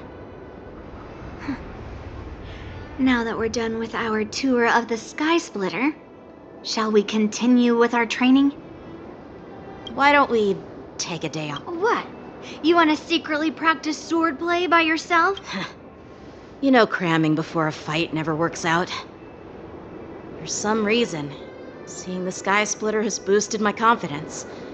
So, I've decided to conserve my strength for tomorrow.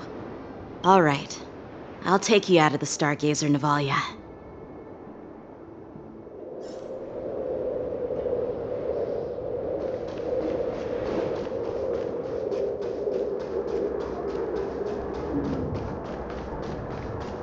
Peach Blossoms and Divine Sword descend!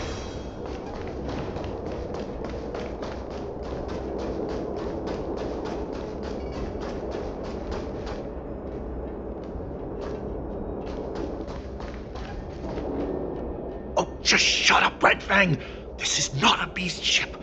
I need some time to... You willingly donned the skin of a lowly beast to join this mission, dedicating yourself to our glorious cause. And now you're telling me you can't handle it? Do you realize how many ships we need? I'm doing my best, all right? It takes time to figure all the... When the guns go off tomorrow, all eyes will be on it. That'll be our only chance. How's that? Who's there?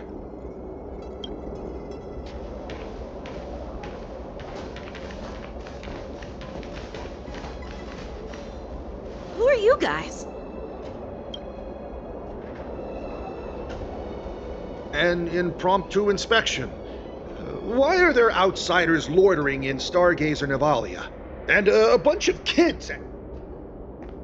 Hey, kids, didn't your parents ever tell you to stay away from the Stargazer Navalia?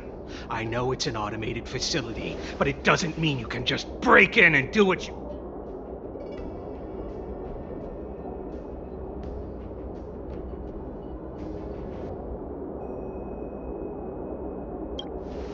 First of all, I'm an adult. Second, I didn't just break in. Yeah, we flew here on a star skiff. Like, whoosh! Well, I'm not trying to tell you off, but this place is off limits to the public, you know? Big sis, let's go. I want to play in Everhunt Plains.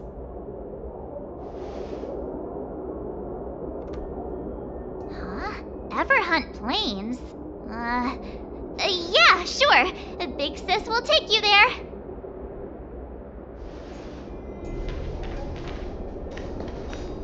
Shuha! You should have let me. Shh, the overhaul is done, and everything looks good. We should...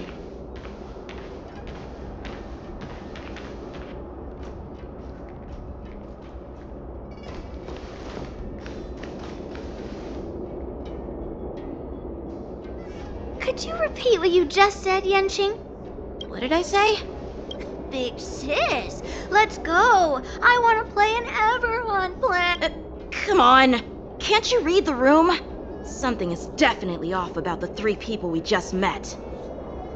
Yeah, anyone could see that. I just wanted to hear you say it again.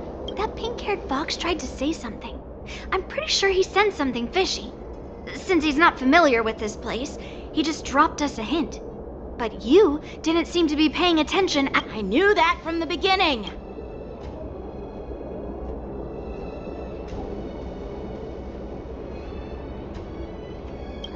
Cloud Knight didn't recognize Master Yen Qing at all. That's really weird. What? Is he famous on the Laofu or something? Not even the Cloud Knights on the Juming, who all know my glorious name, might recognize my face. You have a point. A Cloud Knight, a member from the Skyfaring Commission, and a craftsman. They're from various departments, and the reason for the overhaul seems legit. But one of them blurted out some weird language just now. Did you hear that? I have a feeling that if we secretly tail them, we'll definitely catch these guys. Follow my lead, and be careful not to blow our cover.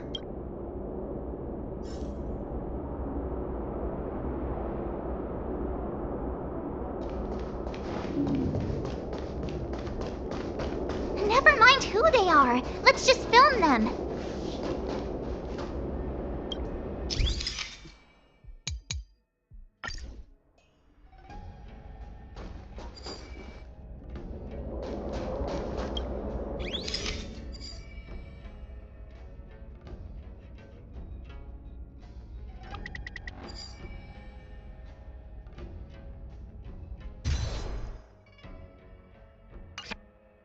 We should have just killed those lowly beasts.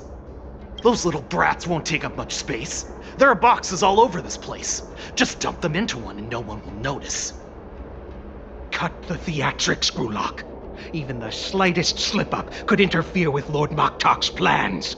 So where are we heading next? To check the freight skiffs. We've got a lot of preparations to do. Also, don't forget to take those crates with you. Weapons, supplies. We've got to be well prepared. Otherwise, we're screwed. So, are they smugglers? I have no clue, but they seem to be moving those crates. I've got an idea. We can...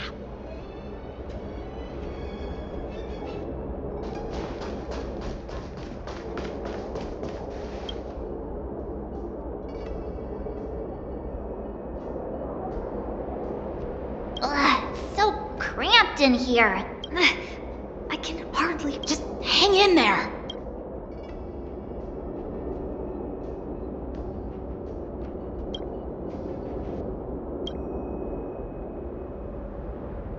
Let's just put the cargo here for now, all right? Then we'll move on to inspect the Lord Moktok said that as soon as we're done, we're to board the freight skiff and leave this place. Don't worry, I've changed the shipping schedule. Is it just me? I keep smelling that stench of lowly beast. Don't be so paranoid. Looks like they're planning to escape on the skiffs in Stargazer Nevada. They keep talking about their plans, but where do they come from? And what do they want to do on the sea? They're definitely up to something bad. Wait, they disappeared. Let's catch up to them. Tread softly. Breathe quietly. And make sure to keep an eye... Watch out! They're on high alert!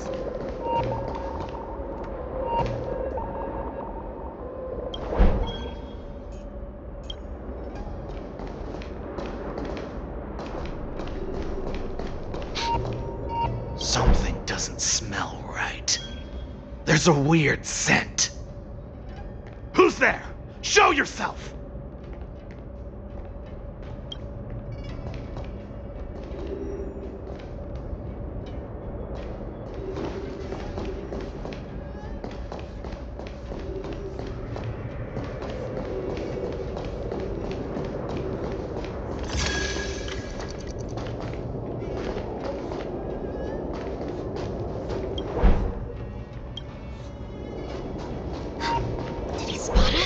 Quickly, hide!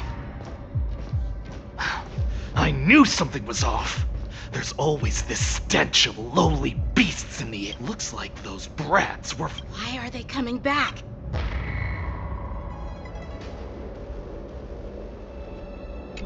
Looks like they're planning to They keep talking about... They're definitely...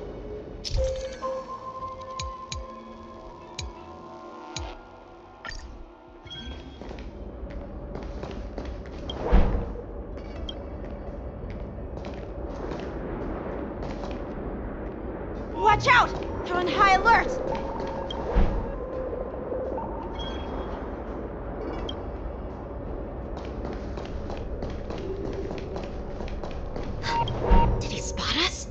Quickly, hide! I knew.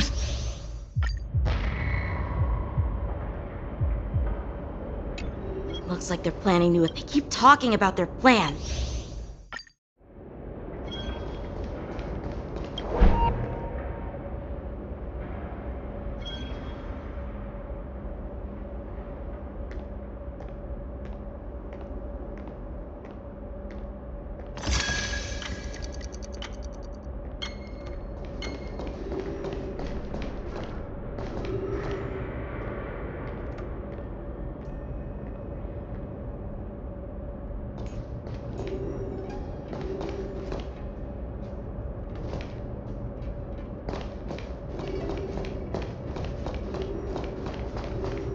Watch out! They're on high alert!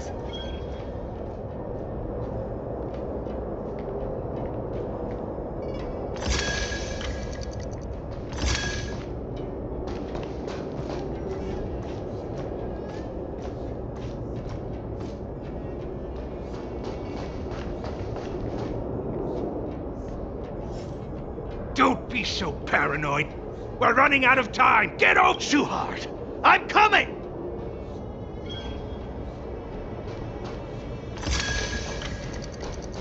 They're leaving. We should catch up to them. Quickly!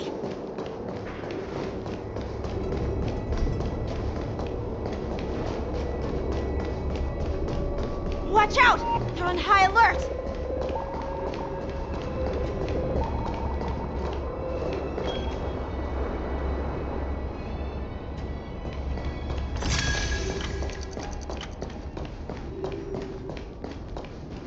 What are they up to? They're all wearing official uniforms, but I'm pretty sure they're not members of the Skyfaring Commission, the Artisanship Commission, or the Cloud Knights. This is way too suspicious. Never mind who they are. Let's just film them. That way, if they do anything bad, we'll have solid evidence.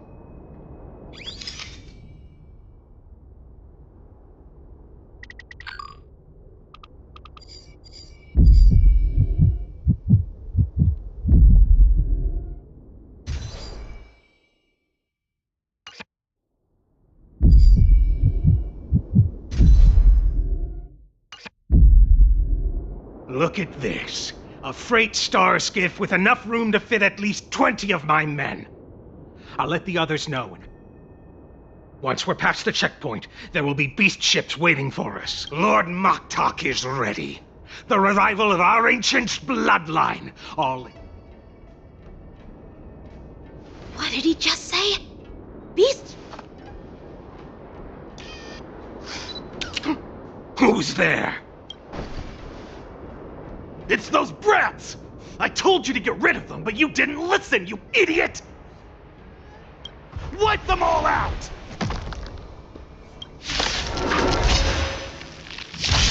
Borison? Adusa! Die, you lowly beast! Cut our losses. Liquidation! On the still waters of oblivion.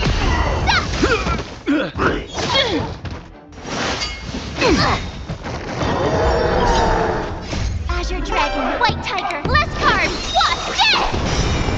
I weep for the departed. It too shall fall.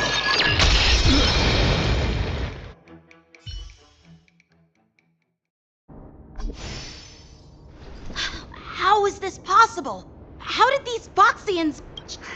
They're not Foxians at all. They revealed their true form. They're Borison, just like the bandits I defeated on the Wait, that...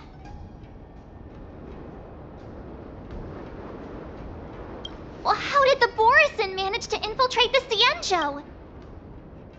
It's not just a simple disguise of wearing our clothing and shaving their whiskers. They're somehow able to alter their appearance. They even have official IDs for the Skyfaring Commission, the Artisanship Commission, and even the Cloud Knight? Let me check this fake Cloud Knight's tag. Maybe it'll give us some Lujun, an officer of the Patrol Defense Squad? Wait! What's the matter? I encountered a patrol officer named Lu Jun before.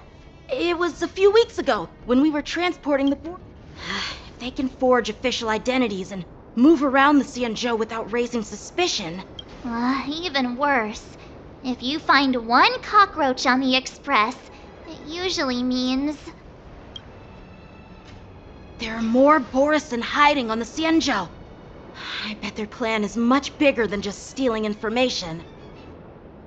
We've got to report this to the Seat of Divine Foresight.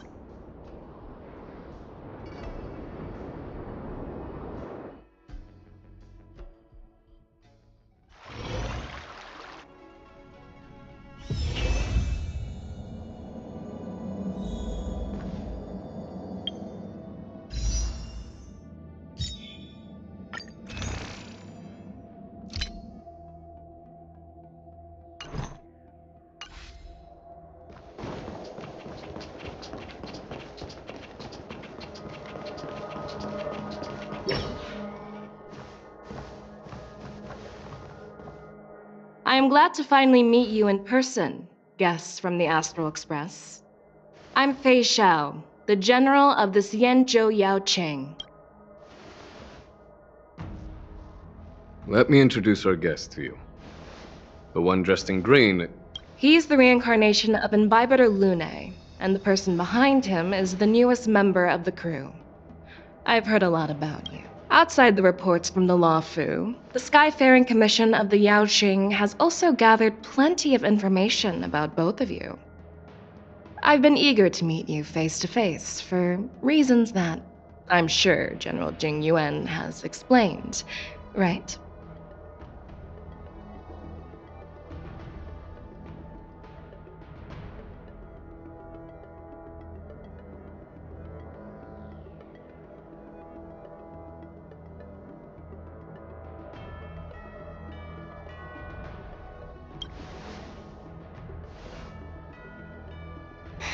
That's right.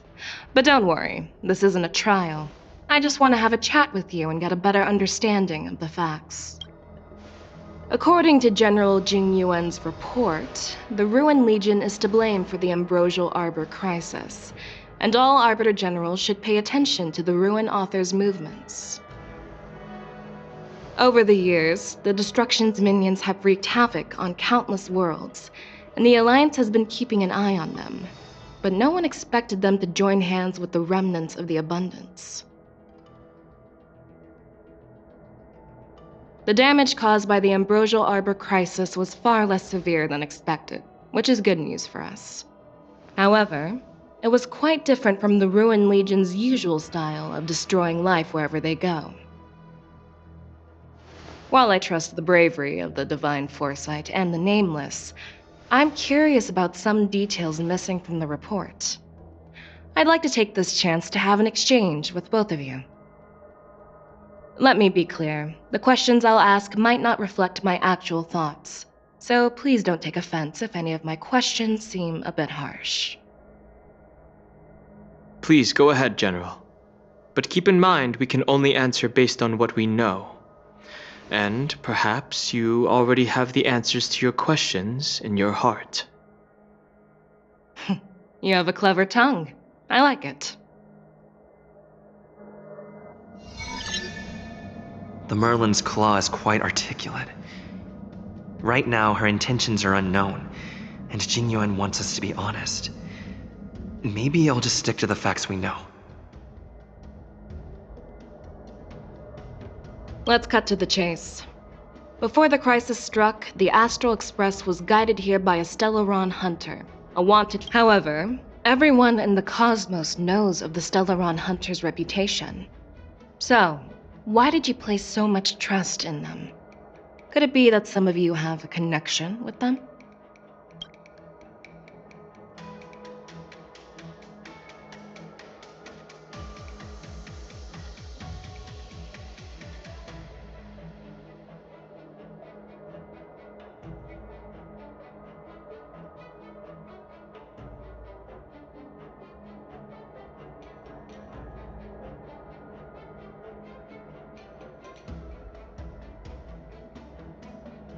Rumor has it that Elio, the leader of the Stellaron Hunters, possesses the power to see into the future. He foresaw that the Xianzhou and the Express would have important roles to play in the war against Nanook. That's why we were lured here to the Luofu, to deal with the Stellaron crisis and fulfill the prophecy. General Jing Yuan believes in this prophecy too, as mentioned in the report. I'm curious why you didn't question it at all. Could it be because one of the Stellaron Hunters is actually an old acquaintance of General Jing Yuan? Please be cautious with your words, Merlin's Claw. Let's avoid sowing doubt among our comrades. That Stellaron Hunter used to be my disciple. So are you putting my loyalty in question? I'm simply bringing up the doubts about General Jing Yuan that exist within the Alliance. Since I'm representing them, perhaps you can just imagine me as one of those old geezers. Let's move on to the next question. The report suggests that Don Shu, the master of the Disciples of Sanctus Medicus, colluded with the Lord Ravager and used the power of the Stellaron to resurrect the Ambrosial Arbor. But here's the thing. Don Shu was just a chief alchemist. Even if she colluded with our enemies and summoned the Stellaron, how did she manage to bypass...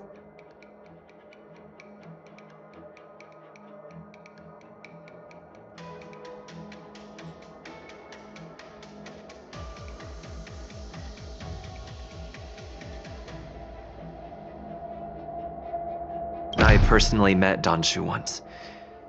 Her closest friend was killed during the war on the Fanghu, and she harbored deep hatred towards the Hunt.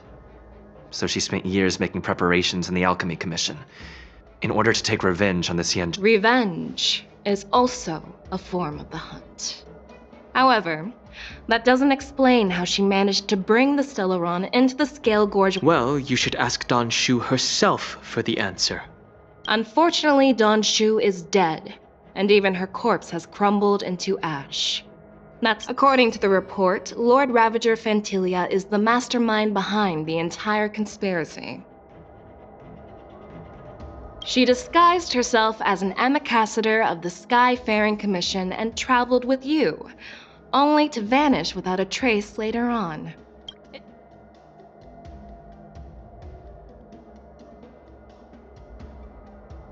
We were working with Diviner Fu, and she also witnessed Fantilia's true form. You're not going to doubt one of your own people, are you?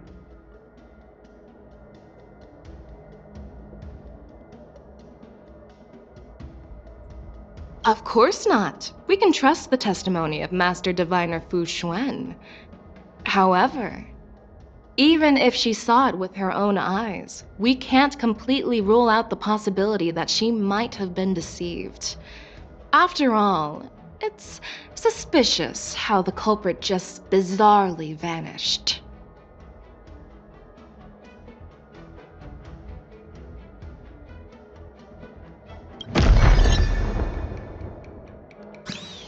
Oh, it seems that your answers have addressed all my questions. Generals, I am finished with my questioning. So, what do you think, General Fei Shao? Have the doubts in the report been cleared up?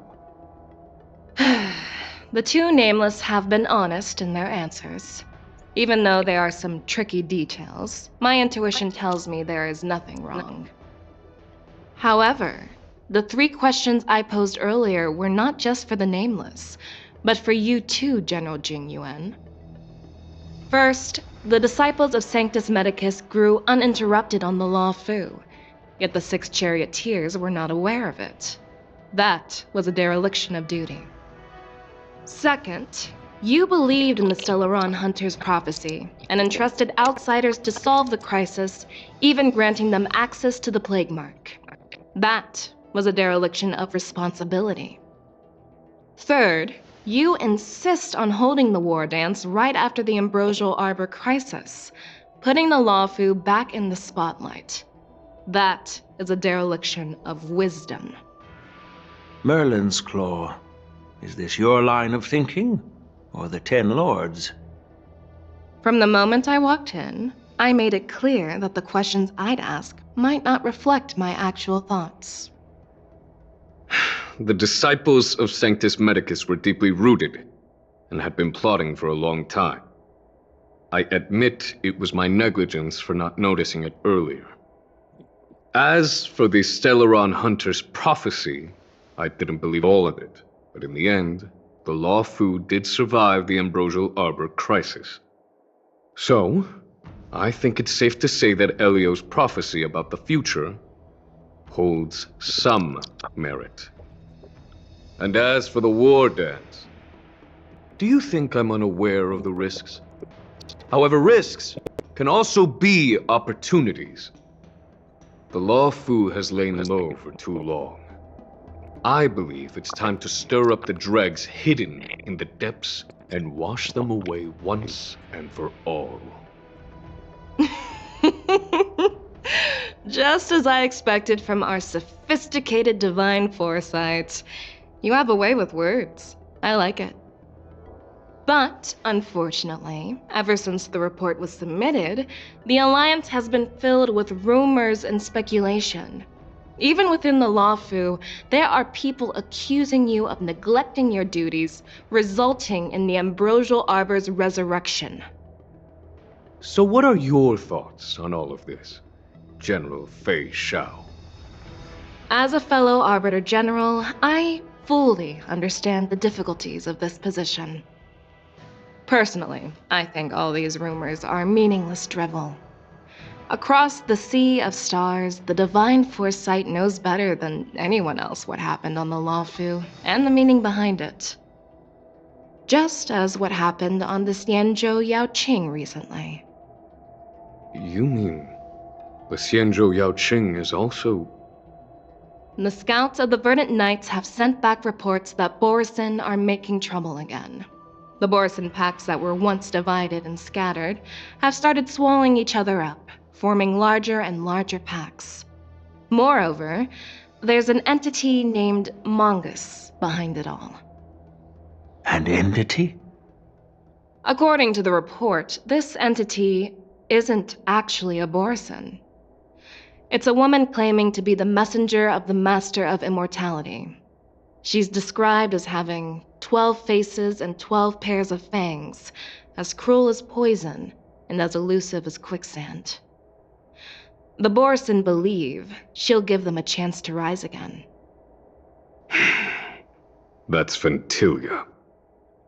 That's right. You're lucky that I'm the one who came this time.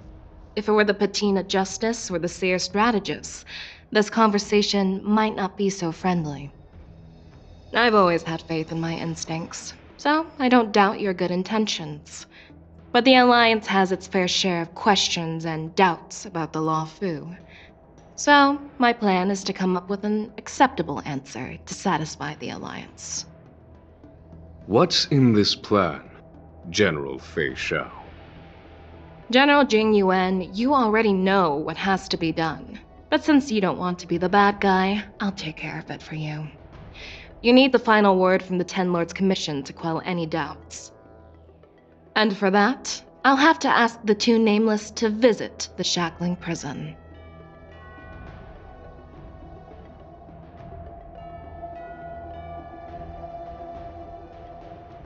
No, I'm not imprisoning you. While you're there, I'll ask a judge in the Ten Lords Commission's Interrogation Division to record a detailed testimony with the karmic mirror from both of you. We'll fill in the gaps that weren't covered in the report, and silence any protest within the Alliance. I'm okay with that.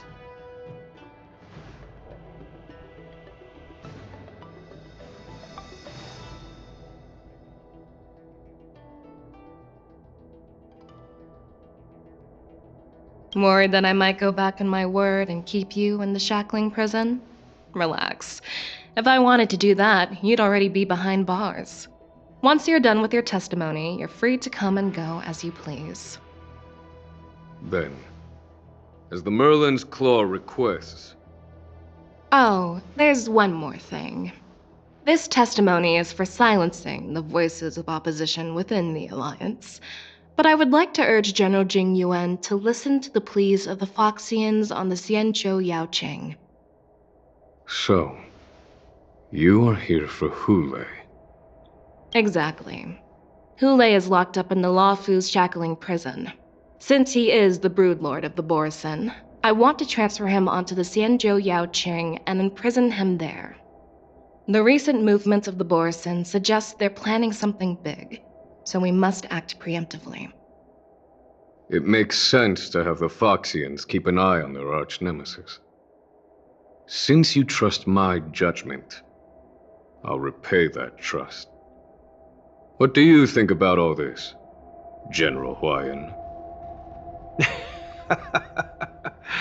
I was worried this would turn into a heated argument, but it seems like both of you are on the same page, solving each other's problems.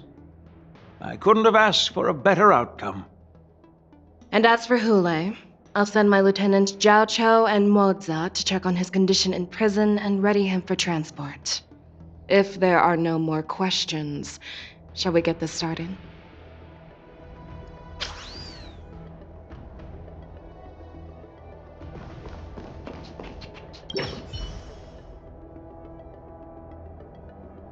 Do you act...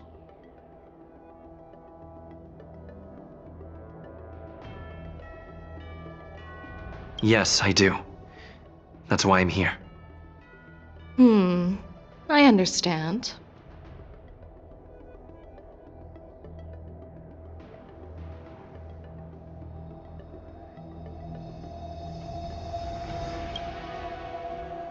While words can be deceiving, your gaze, your breathing, and your scent, they reveal more than your words do. I trust my intuition more than any words.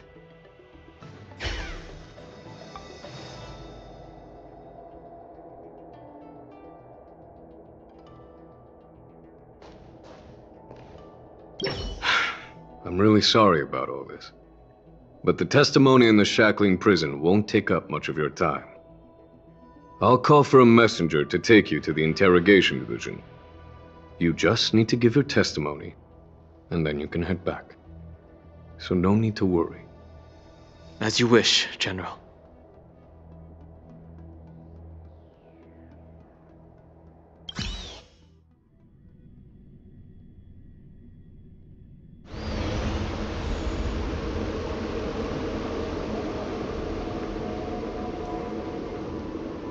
As General Jing Yuan requested, everything is prepared for your arrival, and I am here to receive you. The judges at the interrogation division also know your purpose in coming.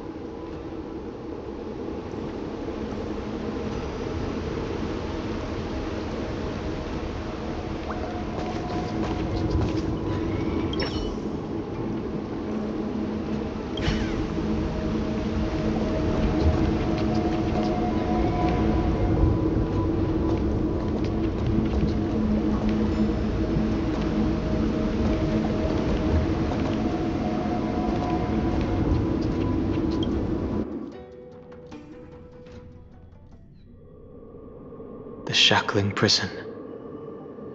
I didn't expect to be back here after all these years.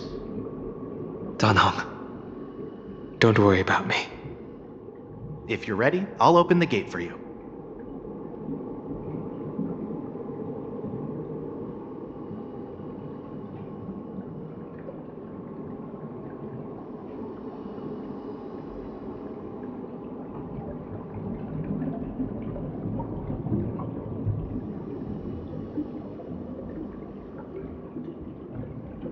This is one of many entrances used for temporary access. Since you're not actual prisoners, it makes sense for you to use this entrance. Please come on in, dear guests.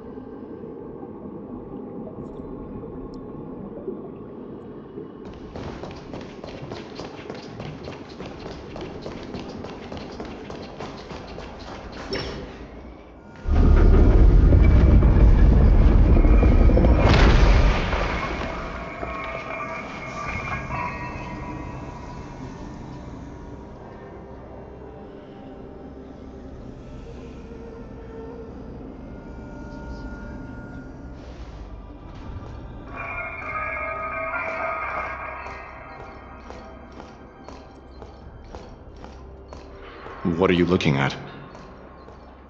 The shackling prison on the Luofu is completely different from the one on the Yaoqing. It's completely underwater. Whether it's in the clouds or underwater, breaking free would still be a piece of cake for me.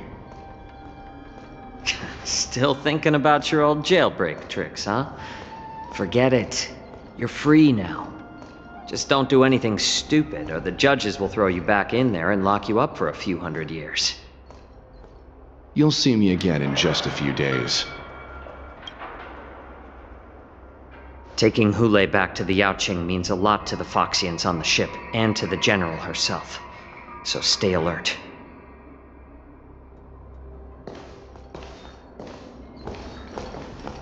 Guests, my name is Shui Yi, and I'm here on orders from the Incarceration Division of the Ten Lords Commission. We're Jiao Cho and Moza.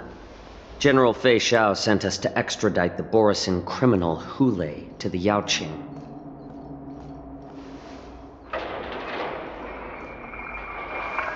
We're here to inspect the conditions of his imprisonment and make preparations for the handover and transportation. I assume you've been briefed, Your Honor. Your visit request has been approved. I'll be your guide for this trip. Prisoner Hule, the warhead and brood lord of the Borisin abominations of abundance and the arch-nemesis of the Foxians, is responsible for 2,123 wars of aggression and countless associated crimes. Due to his heinous acts, he has been imprisoned in the depths of the shackling prison and subjected to the punishment of the Forest of Swords until the end of time. He shall never be pardoned. No need to repeat his crimes and sentence, Your Honor. He is the greatest enemy of us Foxians. The stories of his atrocities are used to terrify our children. I'm well aware of every crime he's committed. Let's move on to the next step. When it comes to visiting criminals, there are rules in place to ensure your safety. I know you've heard legends about Hule since you were children, but your knowledge about him is likely very limited. Only the judges of the Ten Lords Commission truly know what kind of abomination is locked up at the bottom of the shackling prison. It has been centuries since Jing Liu, the former sword champion of the Luofu, captured Hule. And during all those years, we never provided him with any food. Yet he somehow managed to stay alive. It defies all the documented physical characteristics of the Borisin. The Forest of Swords, forged by the Punishment Division, is a device of intense torment, used to execute sinful abominations. Most Borisin die within 3 days in the forest, but Hule is different. Every time the blades pierce him, his body instantly heals. Despite the brutal punishment, he somehow manages to survive. The complex rules are there because of his abnormal characteristics. Do you understand now? I apologize for any offense caused. Please continue, Your Honor. I've given you the instructions regarding Hule's visitation. Please make sure you read them carefully.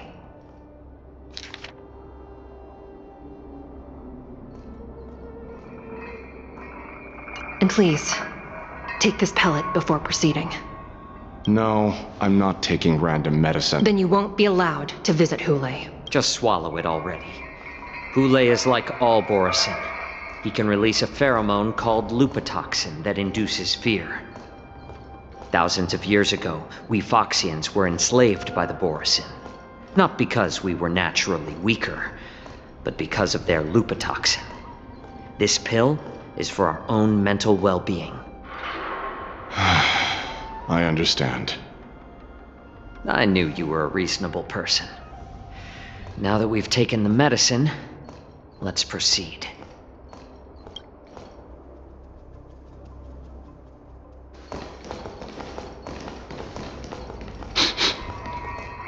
Your Honor. What is it? No. Never mind. Maybe I'm...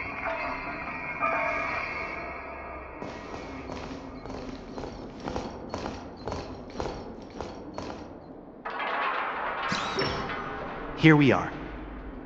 Her Honor hasn't arrived yet. Please wait.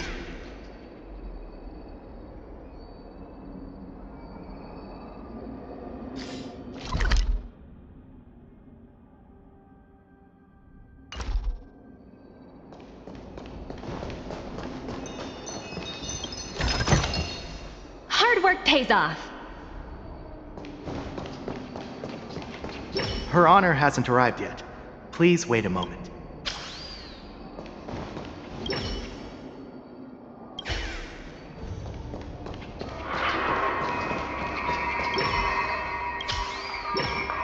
Welcome, dear guests from the Express. Judge Hanya of the Interrogation Division.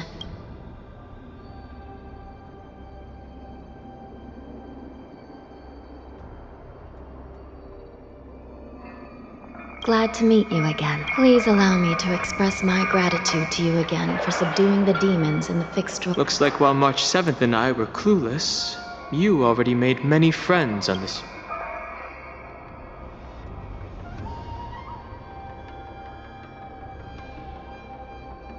Even though you and I have met before, we can't show any favoritism under the Ten Lords. So, please do as I command as we head to Scrivener Hall and beyond. This is not a place for ordinary mortals. You and Mr. Dunn. Please lead the way, Your Honor. Please let me activate the mechanism before we all move forward.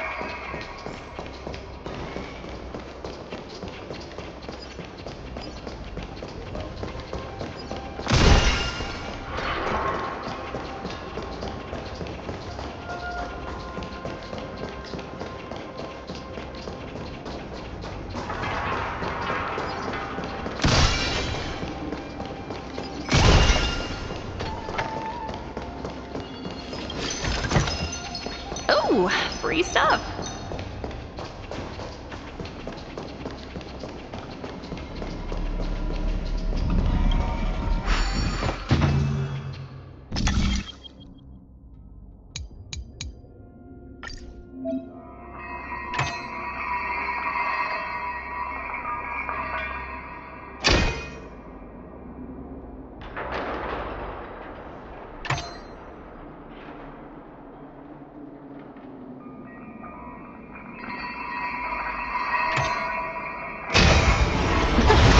Another project over the finish line.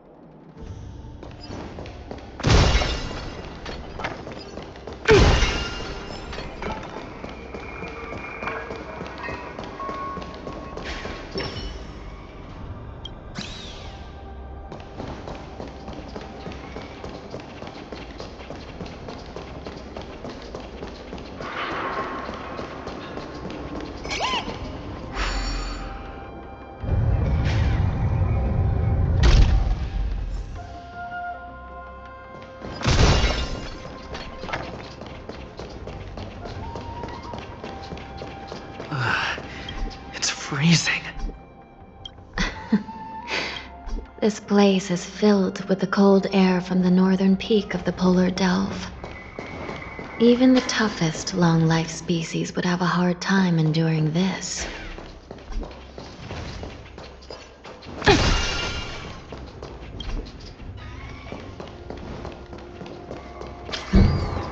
Did you hear something just now?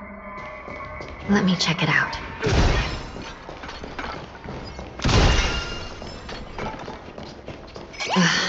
What an eyesore.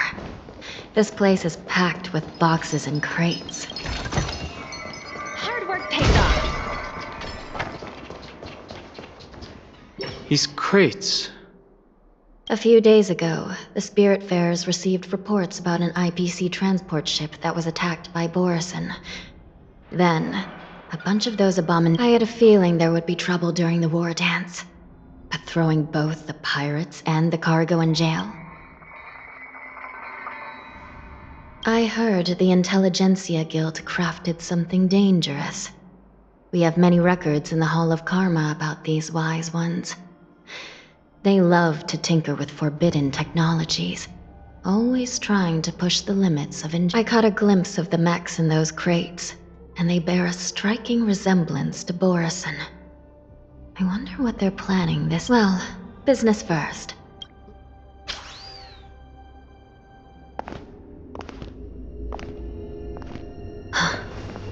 Strange.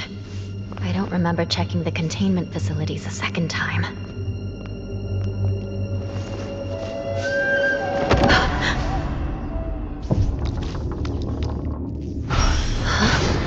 Watch out!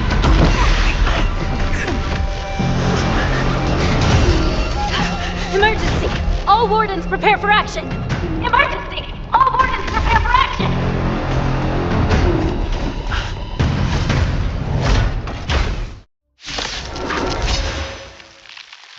What's happening here? Why are these things moving on their own? Something is wrong. The guards aren't responding.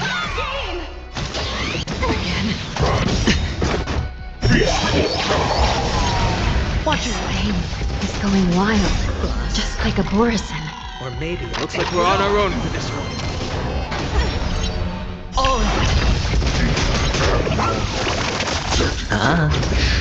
Time for a buzz. Go Nappy! Still waters of oblivion. I weep for the departed. It too shall fall. Watch your head!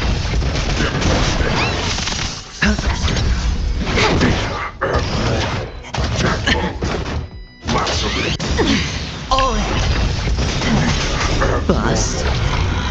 Or maybe I'll take it off! This is double speed. Liquidation! Right! Investing in victory means playing the long game! Destined for oblivion. Watch your head! Steady. Huh? Time for a buzz.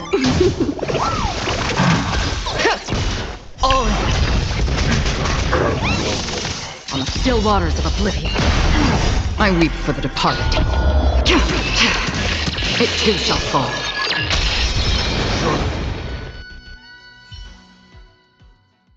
But how is this even possible? The Spiritfarers follow the protocols, cutting off power to the mechs and sealing the crates. How could these mechs still start? It's just like what happened in the Artisanship Commission before.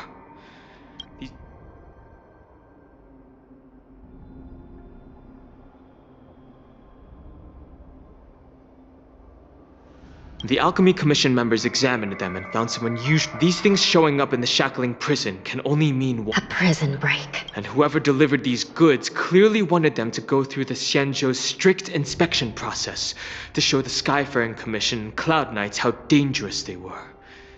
If these things already started taking action while nobody was paying attention, then the whole prison. And to make things worse, another group of visitors just entered the depths of the shackling prison. The messengers from the Xianzhou and the prisoner they came to visit. might be the target whom these wolf-shaped mechs were delivered here for. If that vicious beast manages to...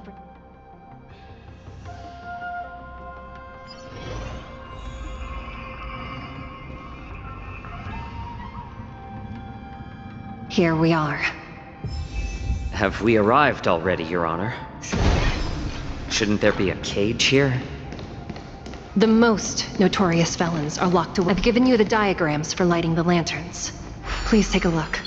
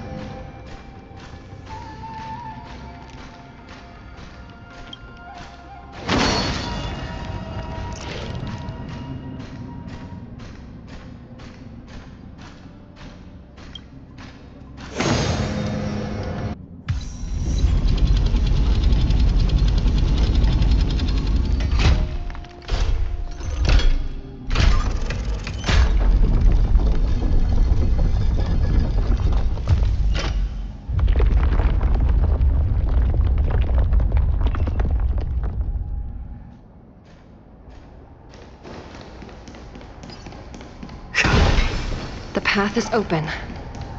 Once we descend to the bottom of the prison, please do not do anything reckless.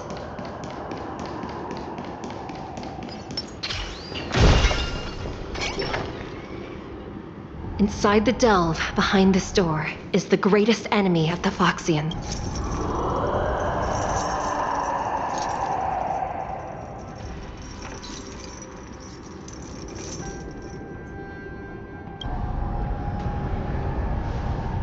According to custom, envoys from the Yao Qing visit the Xianzhou Lafu once every century to check on this. Even though the Ten Lords Commission sentenced Hule to the Forest of Swords, suffering every day for the rest of his life, I understand. Unfortunately, for the past 7 centuries, they've had to return disappointed. Because this beast simply can't. If we can use his toxin to create medicine and save an innocent life, it might help balance out some of the sin.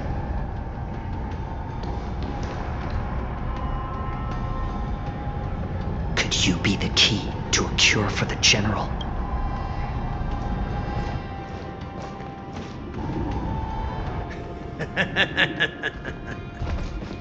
And once again, the envoys of the Yao Qing will leave disappointed. However, I won't say the same for me and my brothers. Who's there? I'm just a humble count. Wardens, intruders on the lowest level! Send reinforcements! Nobody will hear you here, at the bottom of the shackling prison. Thank you for opening up the prison for us, Your Honor. We'll take it from here. No wonder I kept smelling that familiar stench. So it wasn't just my imagination. Do your thing, Morsa.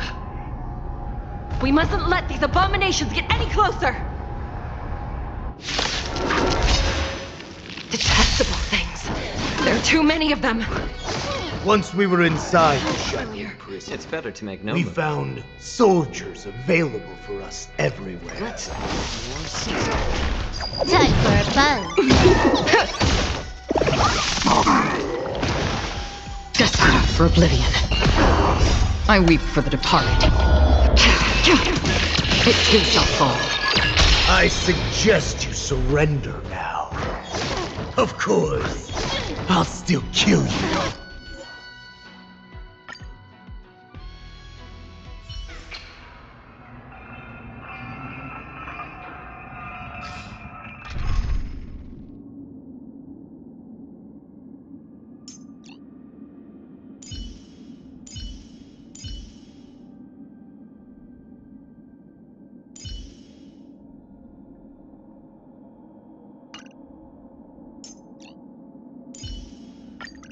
Any justification?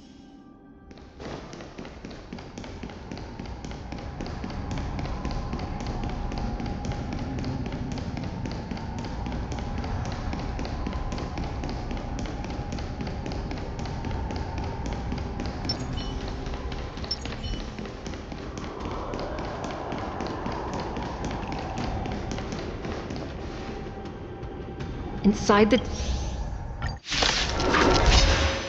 Detestable things. There are too many of them. Once we were inside the Shadow prison, we found soldiers available for us everywhere. I weep for the departed. It too shall fall. I suggest you surrender now. Of course, I'll still kill you.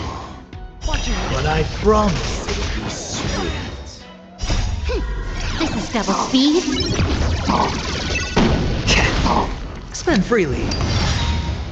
Bust. Or maybe I'll take it all. Destined for oblivion. All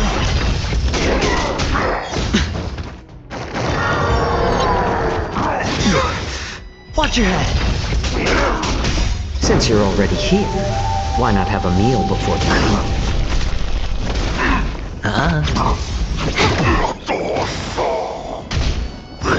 No dirty tricks, all right? I weep for the departed. It too shall fall. How presumptuous! Die now! Leave if you can, Morsa.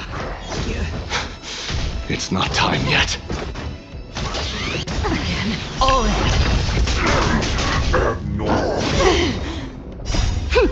This is double speed.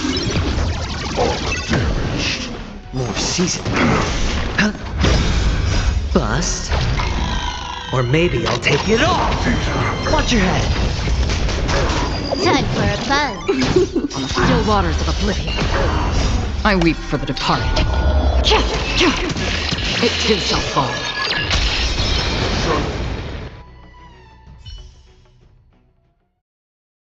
Guard the gate! They can't be allowed in!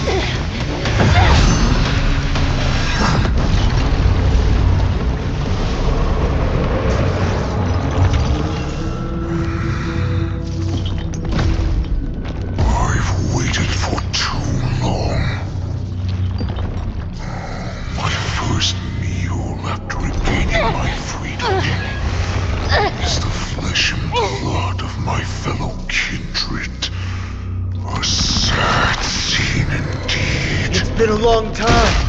Boy, welcome back.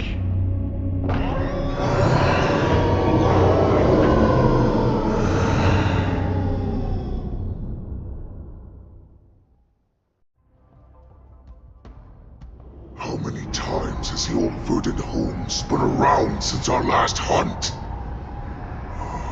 Duran's whelp, tell me your name. Oh, great Hule, nemesis of the Foxians, and the hunter of all beings. I'm Moktok, a humble counselor of the Rhino Hound Pack. It's been at least 7 centuries since you led our pack through the hunting grounds of the stars. I'm thrilled to see that you are as cunning and skillful as that. 7 centuries. 7 centuries have passed. But why have Duran's whelps grown to look like this? Tell me, Moktok, why have you grown to assemble our most despicable slaves and enemies? I've been commanded to release you from this cursed prison. It is Senjaya's will. That's why I had to take a magic pill, don the skin of a lowly beast. Since you have an escape plan, tell me, what's our next move to get off of this? My brothers and I will lock down this prison, trapping the prison guards inside. The rest of my crew, who are undercover like me, will secure the vessels for our escape. According to the plan, we only have a tight 2-hour window to get out. Originally, I intended to carry out the plan tomorrow, but they're planning to transfer you to the Xianzhou Yaoqing now. So I seized this opportunity to set... What a reckless plan, you idiot! Even if we manage to get the ships, our chances of escaping are slimmer than a Foxian slipping through my claw. We have no other choice. The angel serving under the Master of Immortality sent me with a message. Only your return will end the prolonged divisions. Every one of my crew is ready to lay down their lives. A sneaky weakling like you is actually showing some reckless bravery with this plan. Well then, my lord, we should leave. Before we go, give... My lord, you seriously want to don the skin of a lowly beast? That would be a You idiot. Greatness means nothing without freedom. As you wish, my... Is that Foxian slave my meal? No, he's an envoy from the Xianzhou Yaoqing. I plead you to endure him a bit, my lord, as he's more valuable as a hostage. Take him, guys!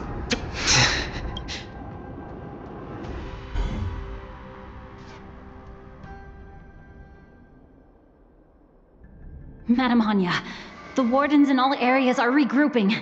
Those Ingenium enemies are wandering around and causing heavy casualties. And to make things worse, those iron wolves broke open the cages and let the criminals out. We've called for backup, but it seems... Let's preserve our strength and first take down the isolated prisoners. By decree of the 10 Lords, all prison breakers and intruders shall be... Just a short time ago, the Nether Keep... We mustn't let that vile beast escape from its cage. We've gathered all the prison guards who can still fight, and we'll split up and secure it. Go! Those intruders are quite bold. They must have been planning this for quite a while. Indeed, but Borisin tend to favor direct and aggressive approaches. Crafting careful and precise plans like this is simply not their style. Let's focus on the current situation right now. Please help me.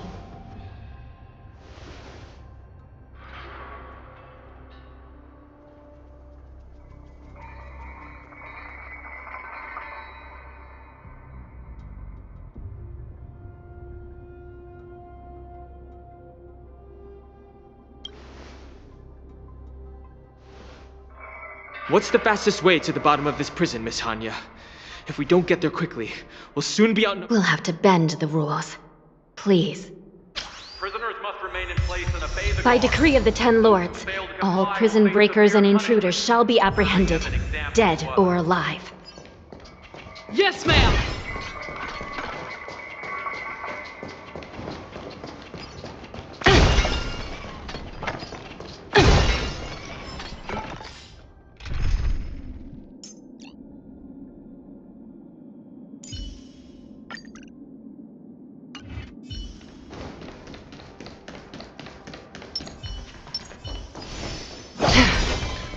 Hold your position here.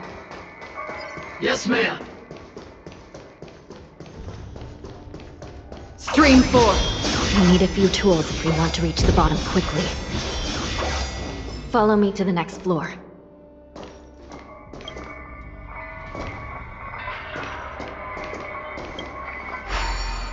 The path is cut off. Someone must have altered the mechanism. No matter. It'll just require a bit more work to get through.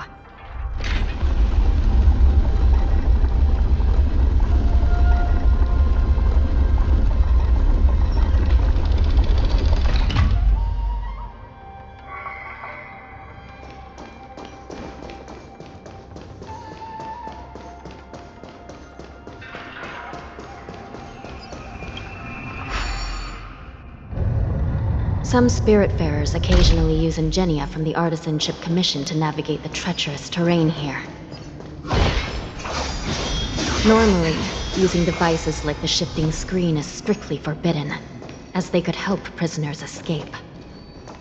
But, given the urgency of the situation, let's just ignore the usual regulations.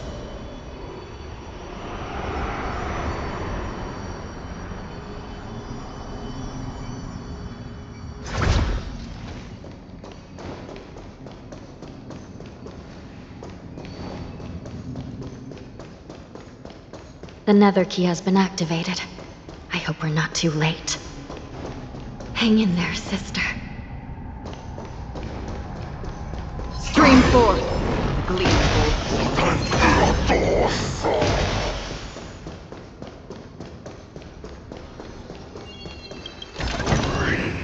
Faith, and you will find.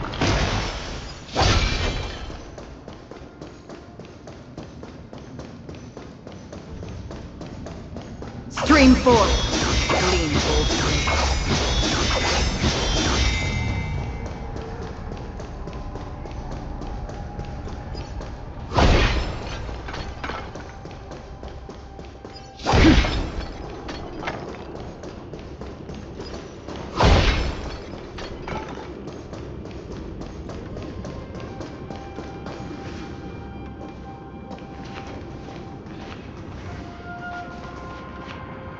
Looks like there was a fierce battle here not long ago. The gate to the prison delve is wide open. Hule has managed. Where are the Yaoqing messengers? And where's my sister? Are they still alive? Let's look around. Maybe we'll find some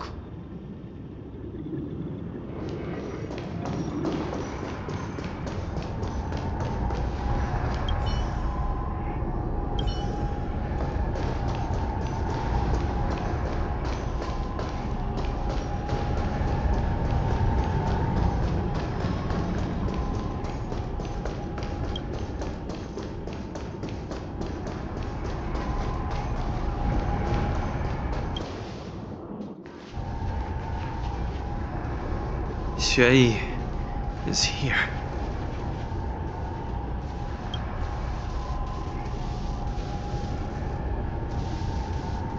Miss Xue bravely sacrificed herself. My condolences. Condolences? Well, that's unnecessary. You misunderstand. Thanks to the Ten Lords' blessing, my sister turned into an ingenium centuries ago.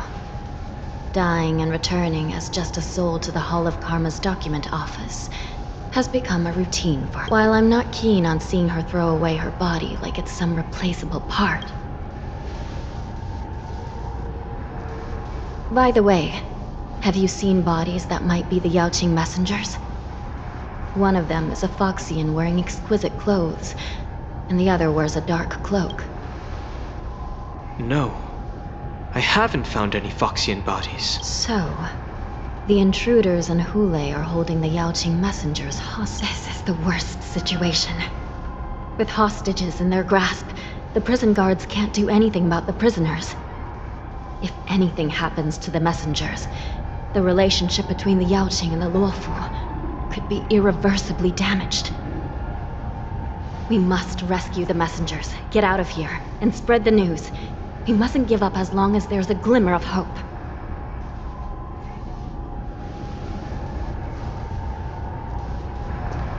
What have you found, Miss Hanya?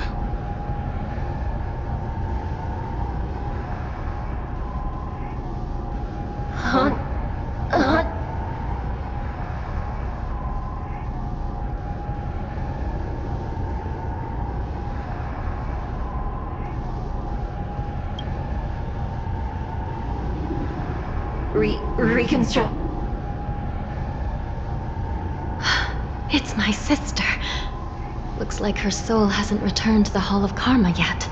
At such a critical moment, her death can give us information that we can turn into an...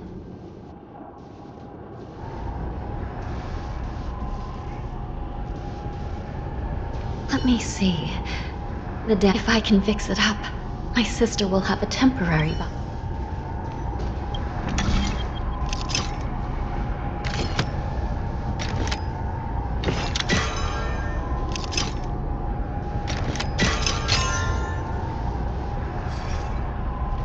Hanya, Welcome back, sister. I don't know what kind of expression I should have at a time like this. Happy? Tears of joy? Forget it.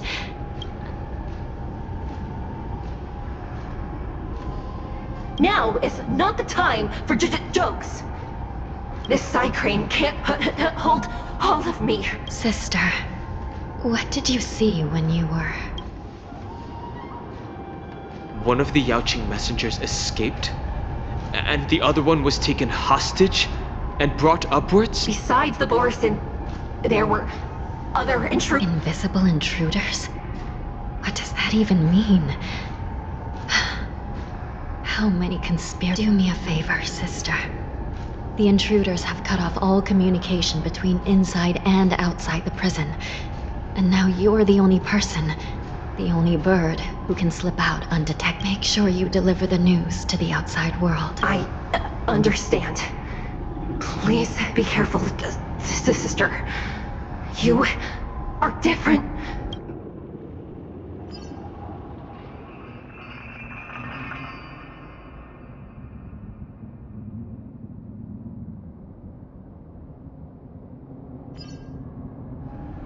Time is running out, Miss Hanya. If we keep delaying, those Borisin will escape from the prison. All right. If we happen to come across that Yaoqing messenger who got away... No. Stopping Hule should probably be our top priority.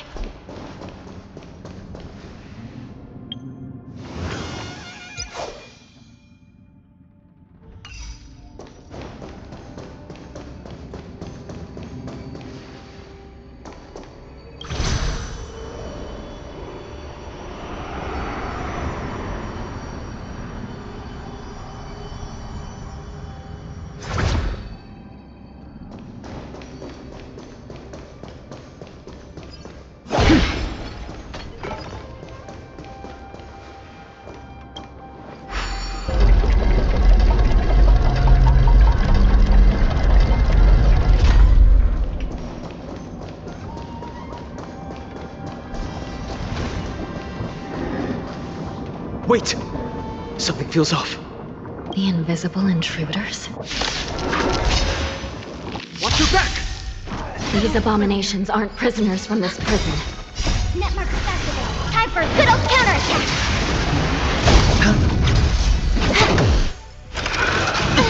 Watch your head. Still waters of oblivion. I weep for the departed. It too shall fall.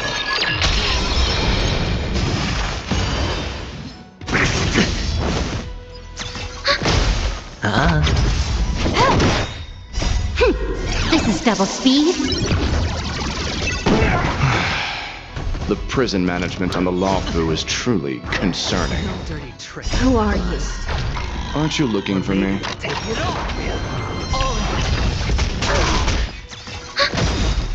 Net markers activated. Time for a good old counterattack. Again, watch your head. Destined for oblivion. I weep for the departed. It too shall fall. Just focus on the fight. Merciful medicus!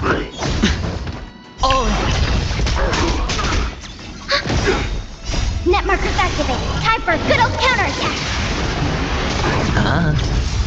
Time for a buzz. On the still waters of oblivion. Not good. Secret of the safe! Bust.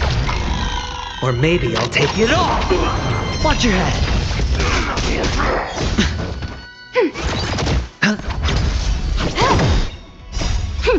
This is double speed.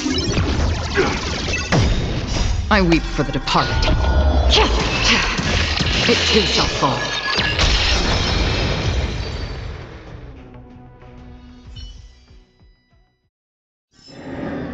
Another blood debt repaid.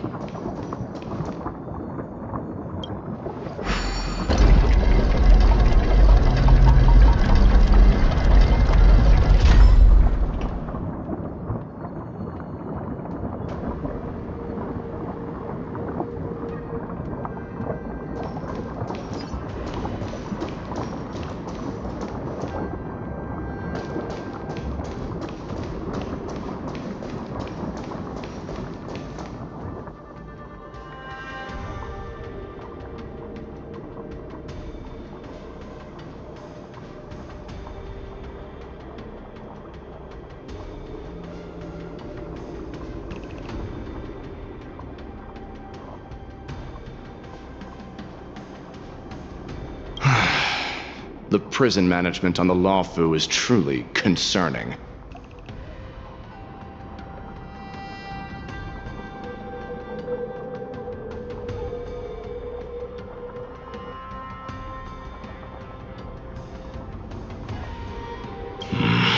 Is that so? At least 2 different groups of intruders infiltrated here. The wolf cubs and these Mara-struck soldiers. Their hiding technique, it's pretty similar to the wind mantle technique used by the Vidyadhara serving Kailorum Venti on the Yaoqing. What do you think? Well, never mind if you don't have any clues. Now is not the time to exchange assassination techniques. I'm Waza. My friend fell into the clutches of that wolf. I was planning to escape and report back as quickly as possible, but now it seems... The prison on the Lawfu is a real maze, I must admit. Thank you for your help, Mr. Moza. We'll do our best to ensure your friend's safety. No, you can do nothing for him now, and you shouldn't be focusing on his safety at the moment.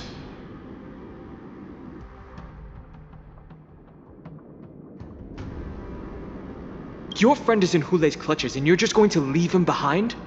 Look, I'm the Yaoqing General's guard, not his.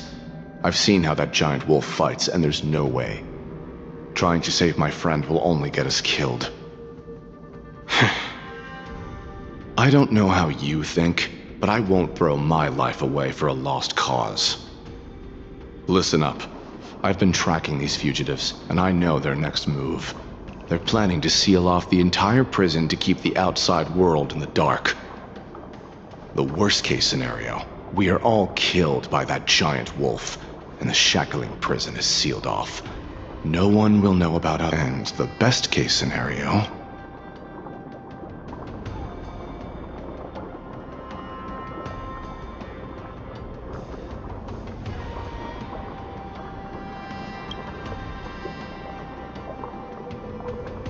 The best-case scenario would be, we seal the gates and trap the enemy inside with us. We can't let that monstrous wolf escape. Hopefully, someone will eventually notice that something is off and come to help. As for whether we'll still be alive by then, it's not something we should think about. You sure have a way of comforting people, Mr. Morza. As a person of the Yaoqing, I've always searched for something meaningful to give my life to. I have to make it out alive. My companions are waiting for me. As a netherworld dweller,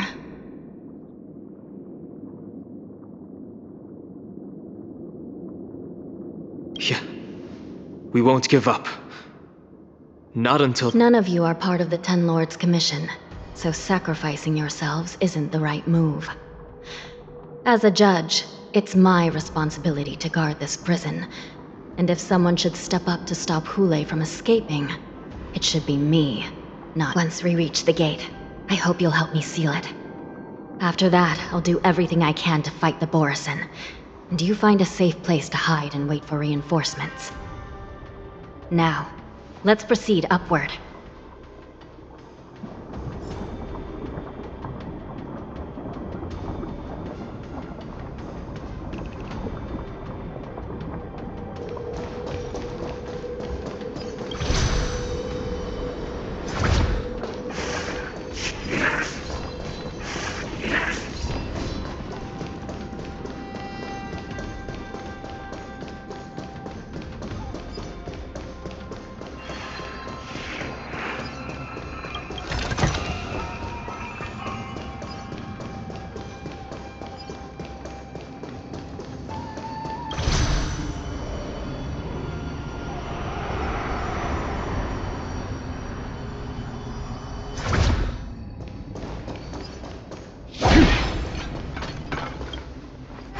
We must seal the entrance before the Borisin fugitives get out.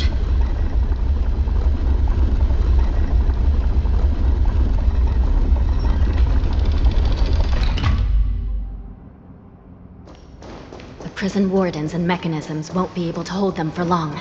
Follow me.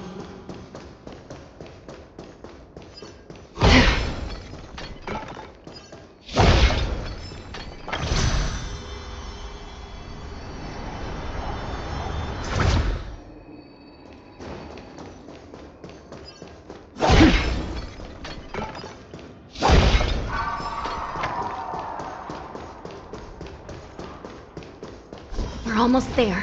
The gate is just ahead. Stream 4. The fugitives are charging at the gate. Please be careful.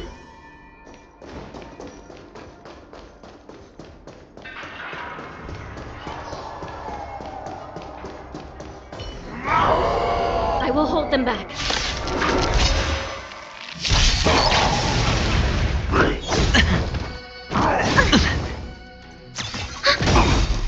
Net markers activated. Time for a good old counterattack.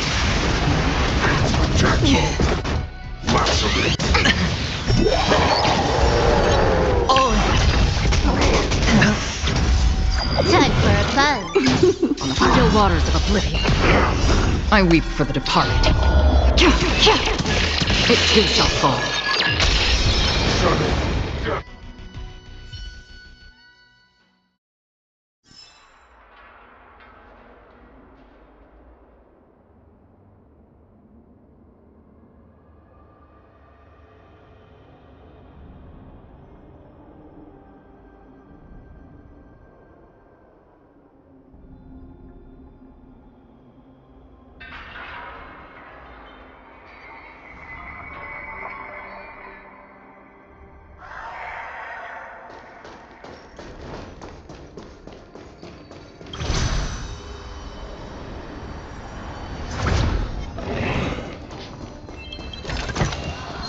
Don't forget to let your friends in on the action.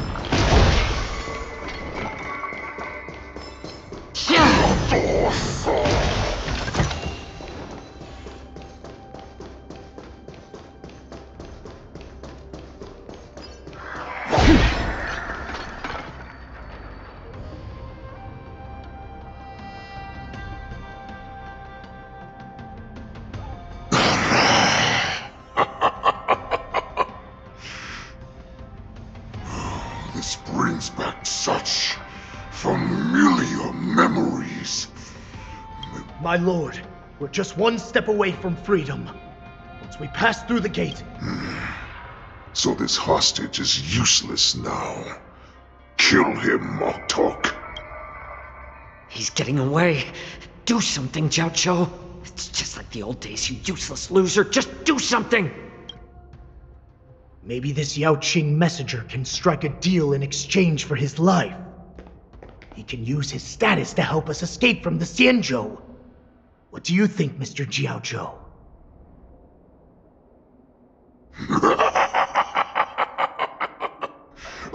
Just look at you, fallen so low during my absence.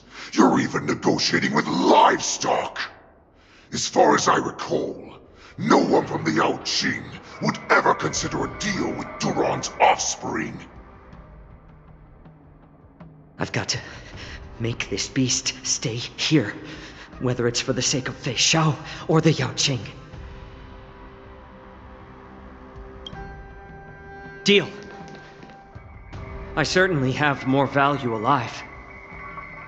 My identity, my knowledge of the Xianzhou, and my understanding of many things that your minions have no knowledge of.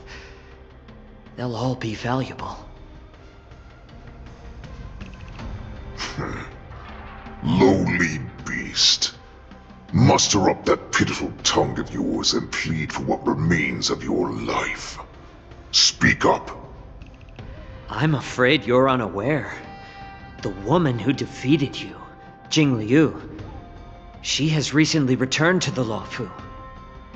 Your opportunity for revenge is right in front of you. My lord, this slave is talking nonsense. I've never heard anything about this. May I just kill him now? Silence, Moktok! And you, slave. From now on, you'll stay by my side. You'll only speak and move when I allow you to. Otherwise, I'll dismember you from head to tail, inch by inch. Got it? But we must stay here for some time, Moktok. Fear not. Because once I step out of the prison, it's the people of the Xianzhou who should tremble in fear. I'll show them what true calamity means. Now, Duran's whelps, follow me!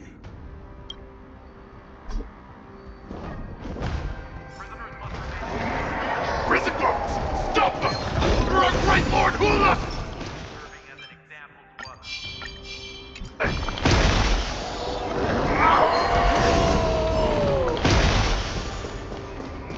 Prisoners must remain in place and obey the guard.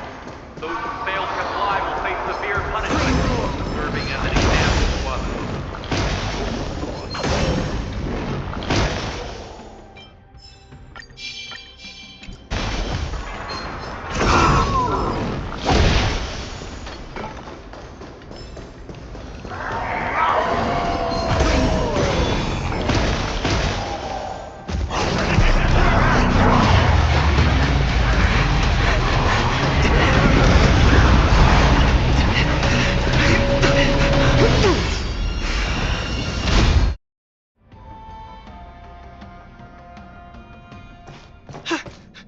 Report! After we lost contact with the shackling prison, we received a message from a Psyker. The prisoners have revolted, and the criminal Hule is nowhere to be found! What about the Yao Qing messengers? And the Nameless? No news at the moment. We're trying to restore contact with the shackling prison as soon as possible. I see. You're dismissed. General Jing Yuan, General Hua Yan. It's just as we suspected. The rise of the Ambrosial Arbor was not the end. The hand of the Ruined Legion has already sown the seeds of destruction. From this moment on, the Xianzhou Alliance will face an even greater challenge, from both the abominations of abundance and the destruction itself. If this is what they want, I'm always up for a challenge.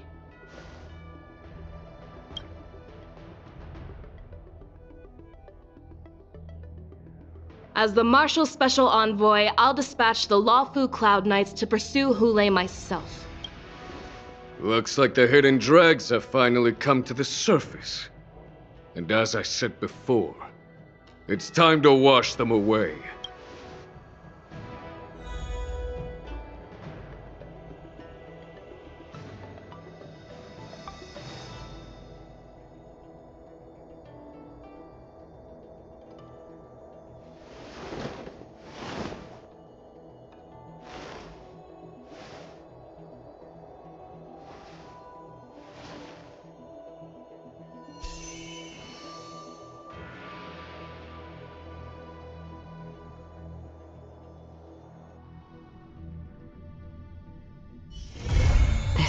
haven of memories.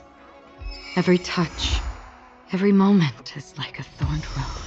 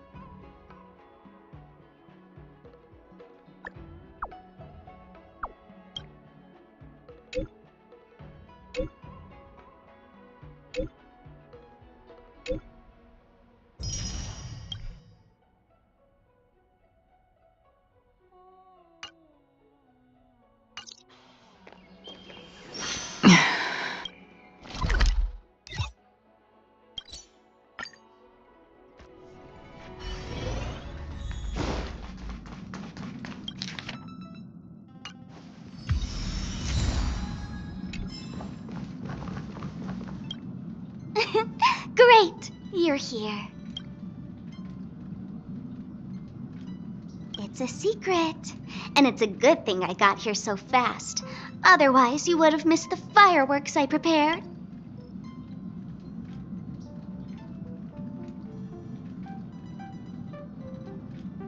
Ugh, I'm not that big of a baddie, you know.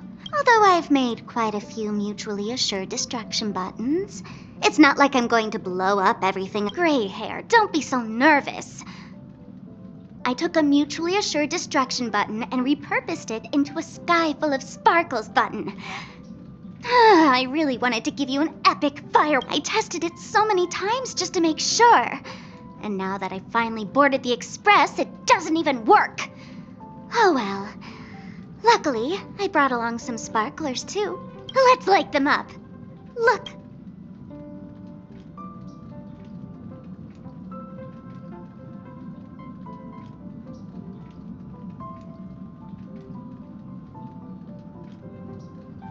Wait, hold up. Where are you going? Don't leave!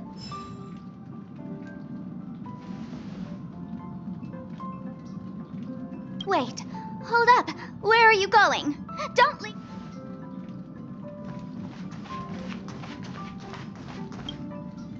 Satelodin, is this... What? Really? Thank you, friend. You really don't have...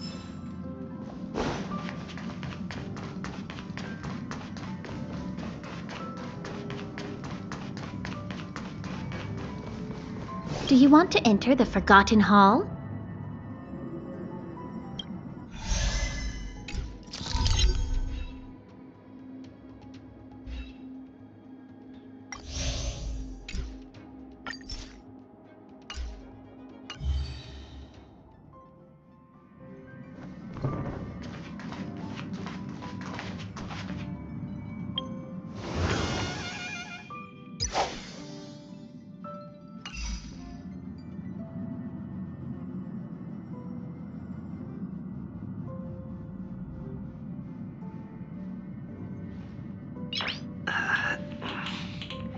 Nice.